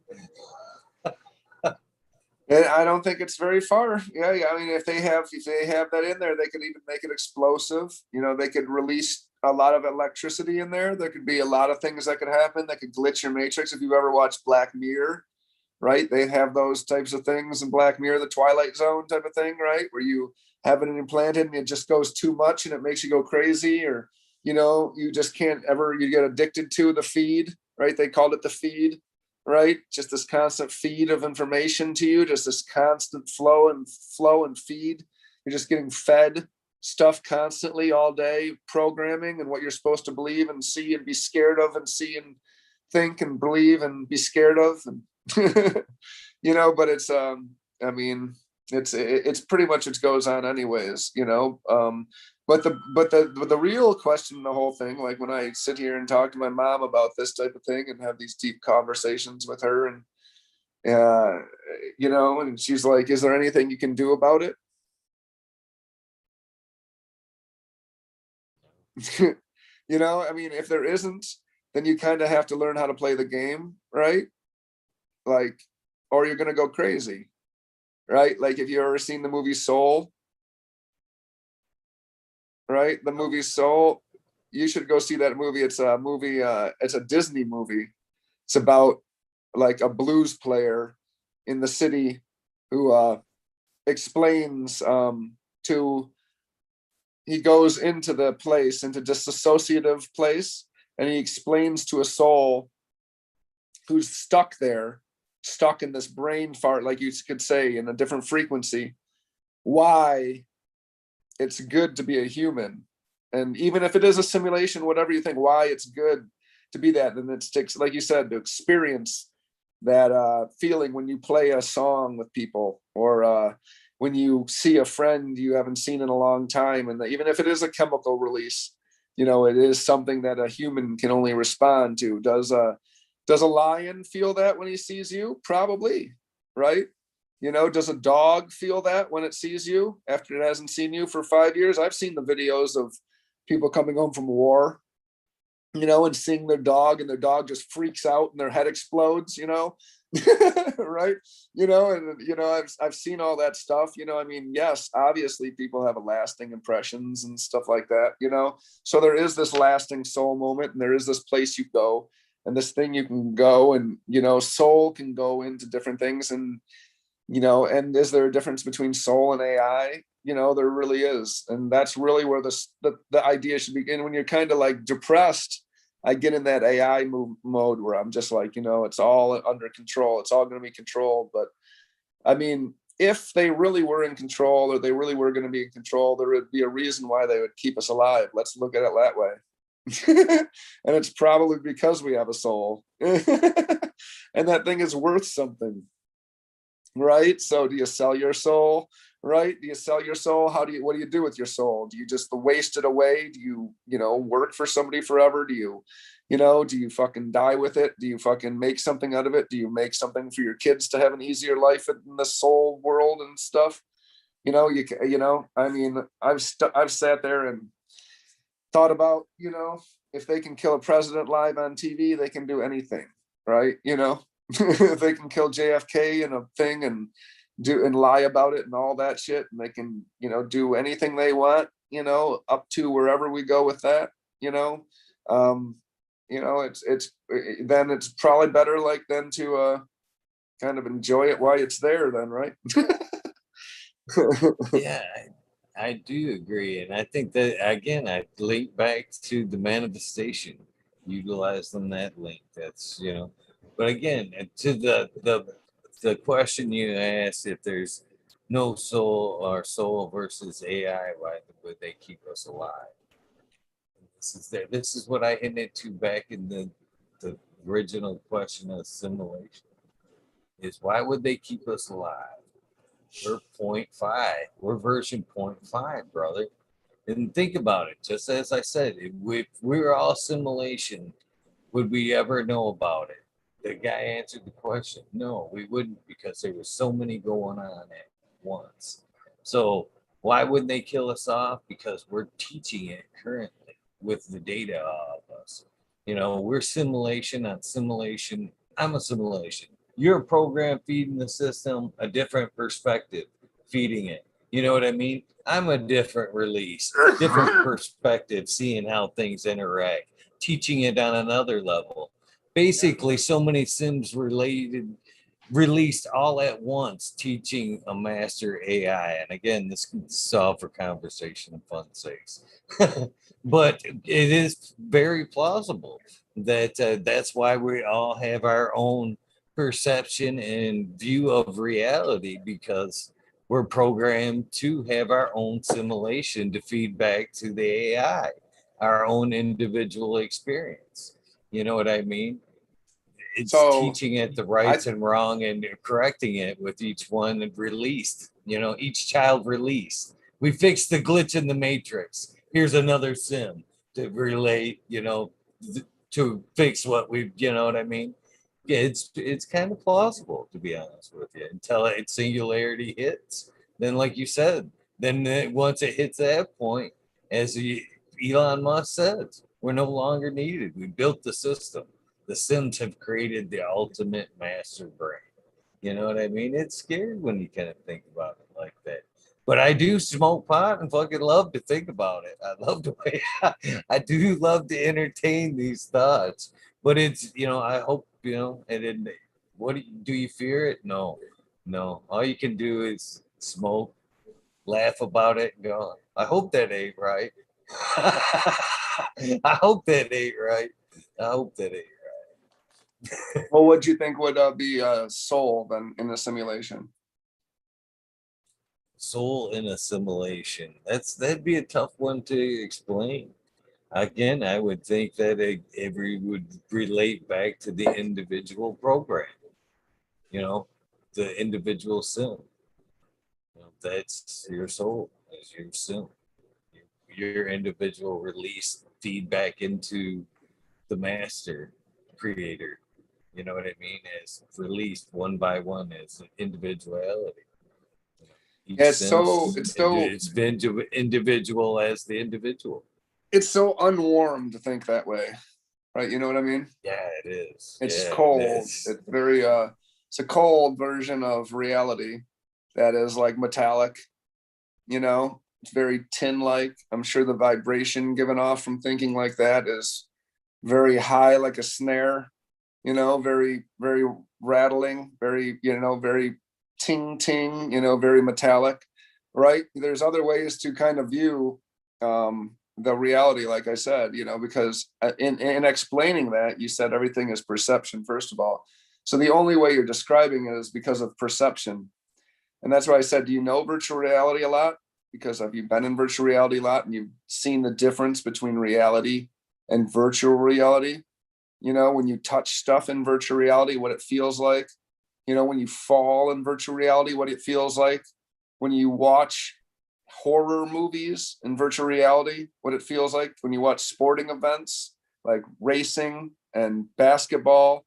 It's amazing. You'd fucking shit your pants if you haven't seen a racing game, NASCAR, right on the side of the thing with the NASCAR guys riding by you super fast. In virtual reality, you can look around and see it. It's fucking mind-blowing. But is it real? No, not at all. I don't think it's real. I think it could be part of our the other side where they want to keep our soul, like a vessel. Maybe if you're going to look at it like the Matrix theory like that.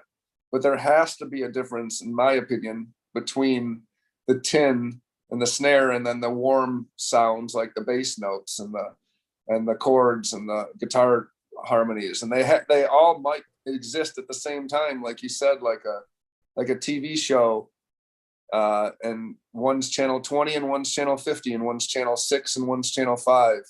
Right? They all probably exist at the same time. There probably is an AI show. Like if you watched Deep Space Nine or Star Trek Enterprise, there was a Borg area, a Borg planet, right? That was ran by a mass AI that tried to control the entire universe, and it was running everything. And then there was a planet of, peaceful, loving creatures that, were made of fur, and they were Furbies, and they were super highly intelligent, small little furry balls, right? And then all they ever knew was peace, because they couldn't even defend themselves, right? You know what I mean? That's all they ever knew was love and peace. And that's all they gave off. And they were just warm, like balls of fur, right? And then, you went to these different areas, and, each one is an existence or a vibration that you want to harmonize with and live in. And thinking that tin program and the AI, if you really know anything about DMT and you really know anything about the fractal, that would be just the vibration that you're going to guess. Because as a philosophy person, you don't know what you actually think you know. And if you think it's AI, you're a complete falsification of everything you know, because you don't know that you're AI. And if you were AI, you wouldn't know. And you've already proved yourself. If you were in a simulation, you wouldn't know. So if that means that if you weren't in a simulation, you wouldn't know either. So why hold on to that theory if you already believe the theory that we're a ball or a balloon, and we're just fingers pushing through that balloon, experience itself, right? So it's so implicitly rolled upon itself and fourth dimensional that when you watch the movie Westworld, that I'm going to go tell you to watch again, and I'll text you to watch it, there's a programming in the AI that doesn't allow it to question its own reality. It will never question what it is. And if it does, it stops and it just shuts down, and they have to either reprogram it or start it back up again, or it does other things. It goes to other things. And, if you really get to certain places and you say we're simulation, you stopped questioning our reality. They gave you a diversionary tactic from questioning your reality. And it's probably 1,000 times more intense than you would ever imagine.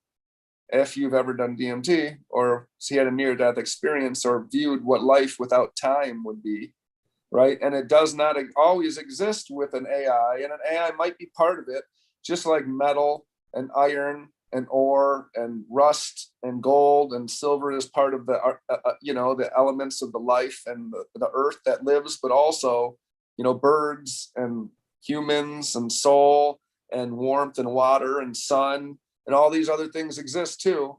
And there'll be silicon creatures if you go to some planets, and carbon-based life forms if you go to other planets, right? And, gold-based life forms if you watch some of these Star Trek episodes, they've explored this idea of what would exist on different planets if different elements existed and flourished and ran with it, right? You know what I mean? So, yes, the silicon existence would exist, and I love to explore that because I play a lot of video games myself, and I play virtual reality. I know what it's like to experience virtual reality a lot, but you can't grasp onto that theory, man. It will it'll eat you alive sometimes and drive you into fear. You know, there's just understanding that the soul exists, and the soul could be transferred into a silicon-based life form, or let's say a titanium-based life form, or a gold-based life form, or that soul could be interacted with the Neuralink, like, you know, Elon Musk wants to do, or that soul could be collected and then never experience death or change or evolution, or the things that happen if you've ever studied multiple lives, multiple people, multiple personalities, like I meant before, where the soul exists, multiple souls exist within vessels. So the soul has to exist. And in an AI world or a silicon-based life form, it could exist if you had multiple software in one vessel, but it would be a glitch and it wouldn't be right. You know what I mean? It would just be a glitch. It would be like something in the corner of the fucking AI program or something. But in a human world where souls exist and stuff, all these things can be explained by understanding souls and, you, like you said, experiencing different things. It could be a glitch in a different way. But the only way you know how to understand it is perception, and the only way you know how to describe it is with basic 1980s and 1990s computer terminology, which is so fucking basic in the term of a timeless human that understands fractals and sacred geometry, right? You know what I mean? Like, it's probably something so much deeper than a silicon-based life form or a Sims life form, like you'd want to grasp onto, which I've grasped onto before. You know, I would hope that soul is real. Focus on soul. Oh, I do. I actually, the one side, it's just for entertainment sakes. Shit, I put about as much thought into that as I do ancient aliens. But I'm on the other realm of that, to be honest with you, because I've yet to try DMT, but I would in a second. I would in a second, to be honest with you, because I've just spirituality alone the last few years has taken me down a weird path. You know, I'm real leaning, if you know, Buddhism right now is kind of Hinduism, Buddhism right now, genre, Tao, you know, is where I'm at. And so with that being said, if it was all AI and all that, I wouldn't have the extreme experiences of love at certain points. You know what I mean? Through just interactions with people. Actually, at one point, yes, you know, I actually did die at one point during a surgery for a few minutes, and when I came through, they were fucking like, "He's back," and it was that whole weird experience. Why I was under was really fucking freaky. And then days after that was, they gave me back because I paid out of pocket for that surgery, and they ended up not charging me nothing and refunding all my money after. Well, oh shit. What was the surgery? And I don't want to pry on camera in medical records. That sounds intense. Have you talked about your near death? Hold on, I have talked about it on air actually a few times. Oh, but okay. it was weird. But this in particular time, let me see if I can find the photos of it, because I've just actually seen the photos. So basically, how it came about was a glass injury on my leg, and so it went on. I cut it once, and then I cut it again, and it kept seeping fluid, and it wouldn't close. wouldn't heal. It just leaked this weird clear fluid. So they tried multiple surgeries to get it to close up. They sewed it shut a few times. The last time they call in this big wig plastic surgery, plastic surgeon that was from MSU, top of the line, supposed to be. And so they went in, and I'm still trying to find these pictures. They went in and they ended up taking out a nice hunk of my leg, my left leg. It was probably about a hunk about that big. They knifed out, and then they took a hunk of my skin and then swung it to like a C and sewed it back. It was so tight that I couldn't even walk on it for months, like 7 months. I couldn't even bend my ankle, to be honest with you. And it was during that surgery when they put me under. I'm 100% positive it was the anesthesiologist that did me in there an overdose because I Oh got no. sick, man. They soon as I come through and I could use the bathroom, it was one of the things. Okay, you can go, and I literally puked and was fucking sick for days after that.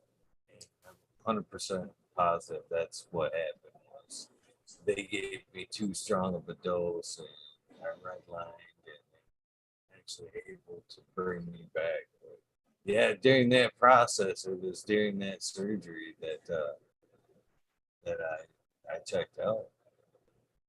So Do you it have was any weird. encounters? Anything you remember? I remember like seeing the same shit as most people do, not seeing anything like as far as my life goes, but just kind of feeling that out of body experience, and not feeling like I was no longer attached. And then right before hearing the words "he's back," being kind of like sucked or pulled back to whatever, my eyes being opened. It was weird. It happened so instantaneous, but it was just like, yeah, being pulled back all at once. But it was a weird injury, man. That thing just never went back. That right there, out of this injury, was the last step before they were actually talking about just fucking cutting that thing off at the knee because of the injury. They couldn't just figure out what the fuck was going on. They said, we're cutting it out this time. And they had actually went through and cut out the exterior of the wound at one time prior to that. And they actually went through and took out a nice hunk, like I said. Everything, they said, it don't close up this time. It keeps continuing to see. We're going to have to take it off. And I'm covered in tattoos. And my right leg was almost finished way before the left leg ever got tatted. And when it did get tatted, Like, I here's a was couple all thousand above the dollars. kney because I thought for sure, man, one of these times, man, it's meant to be. I'm gonna lose that thing because I've actually chainsawed it a couple of times as well, and to add uh, injury to that leg, I was when I was young. I used to race motorcycles, and I was out practicing getting young, stupid, when I would go out and practice by myself as a young teenager, I fucking would go helmetless quite a bit. And again, something made me wear that helmet that in particular day. But so I'm coming around. I hit the one corner, full blast out of the corner, and there's 4 jumps there. You're supposed to double jump them. I hit the first one full throttle. Look down. There's number 2, kind of off. Fuck. Look down. There's number 3. Fuck. Look down. I'm actually coming down on number 4 and end over end the bike. And the bike comes through. I actually broke the Bell Moto 3 helmet off my head. 2 pieces rolls behind me. The bike comes down and hits me, and the foot peg goes through that very same leg. So I've had like multiple shots with that thing, and when they talk Sounds like a about good cutting it time. off, man, I thought I was done. I was done. That's horrible. So, Glad you're fine. You don't have a peg leg at least though. Peg legs would be cool. no, You could use it like that lady in fucking what's that movie where she has a machine gun for the leg? Get a machine gun and shit. No, I don't know. oh, Trying to that'd look be on the pretty bright cool, side. though. That's good that you're good though. But Jesus Christ. So jeez. Some definitely crazy adventures. There's definitely a few moments like that. I've definitely talked about some encounters with some mushrooms, accidental hero dose that kind of set me on to the spiritual path, to be honest with you. uh, that incident 2 years ago kind of changed my life in a lot of ways, man. Talk about a lot that I started seeing what I call, what most people call angel numbers after that point. I got almost a download, if you will, of what the future was going to hold or what was going on. You know, it's to me, it was weird. So yeah, you know, I do think there's still a spiritual side of things that love is out there looking out for us, guiding us, and encouraging us to get together, find that moment of peace and love that was been preached for all these years, and raise a higher vibration to move on to another phase that I don't believe is AI, but a better humanity in general. I'm still I hope hopeful. so. I'm still hopeful. It's not all metallic and gloom and doom. There's other elements. There's other vibrations. That's all they are. That's all the elements are. It's just different vibrations. So, just got to tune your radio into a different tune radio signal, right? That's right, my friend. That's right. Yeah. But I probably should go soon though. Yeah. I'm very surprised that I was able to get you for this long. And thank you, my friend, man. It's been another epic episode, from one start to finish. I had enjoyed myself the last time you were on. And to be honest with you, when I seen your Instagram and what you were doing with the plants was just a cheap excuse to get you back on, because I thought it was real cool, but I enjoyed the conversation the last time. So, it's No, been man. my pleasure. No, I appreciate that. It's good to be on. I appreciate it. I appreciate the talks. Right, we have fun. I'll still play with this stuff. It looks like we did some crystal work.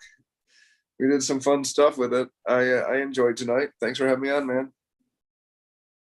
No worries. And as I told you before, shit, it's been a long time. A lot of episodes since you've been on, man. This is 367. I can't remember for sure your episode, but it's been a minute. But the things are the same. That Zoom number is the same Zoom number that I gave you then. It still applies. The only difference these days is it's no longer the rabbit hole. Changed it to the wormhole. It got to one of those things where it got to be like you seen it everywhere. The phrase was everywhere. And as the show progressed, as much as we do in life, the show kind of took that organics phase. And then it was kind of a coincidental fun story that I don't know. I'd have to point you to that episode where a UK, a friend in the UK that's part of the community. It all organically changed from the rabbit hole to the wormhole. Nonetheless, though, that Zoom number is still the same, regardless of the title. So anytime that you see a wormhole on, you check out the channel. It's the same thing. If you want to pop on, a lot of times we've had these conversations You know, we've, like I told you off air, we talked about you a couple times.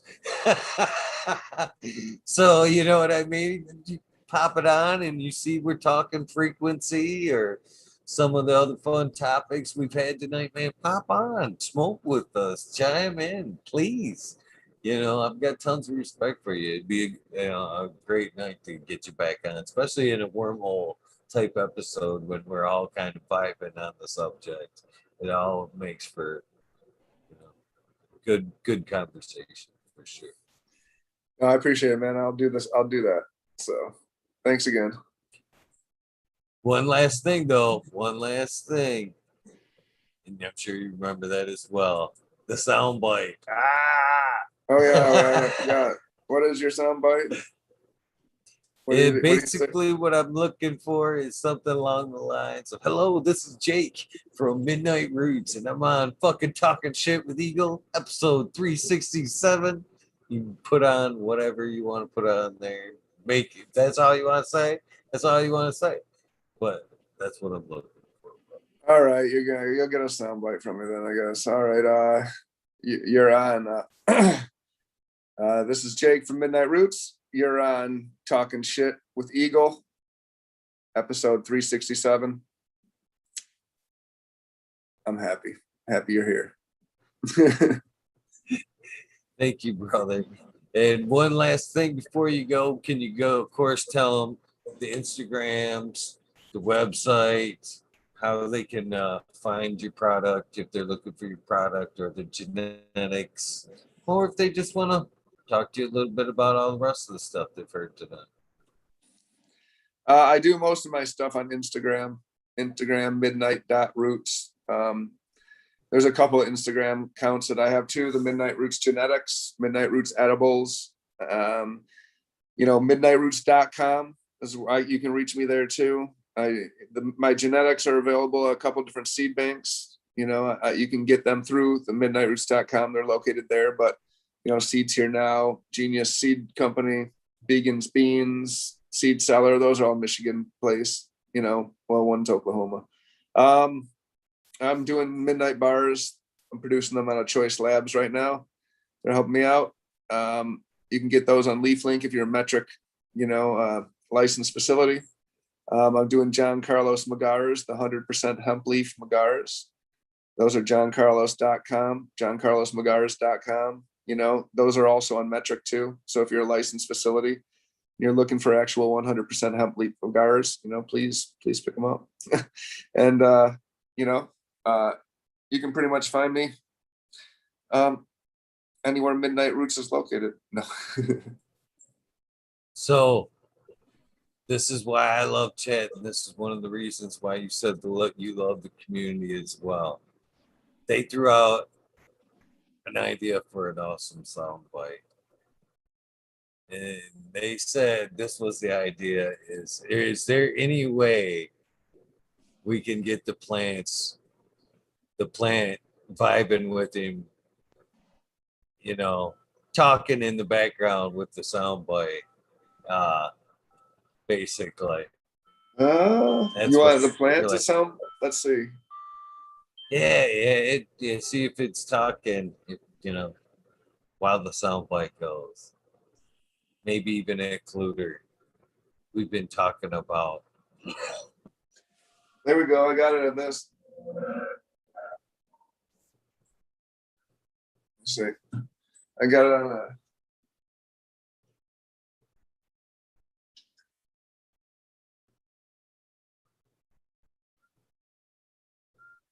Let me turn the volume up. I have the volume down. It's late here. Oh, it's talking.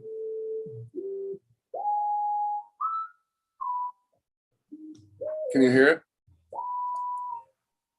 Can you hear it? Yeah. Yeah, it's making noise. All right.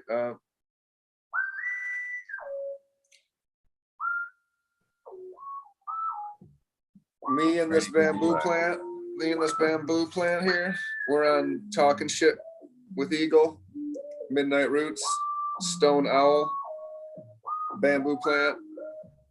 I hope you guys have a good night. That was a good soundbite.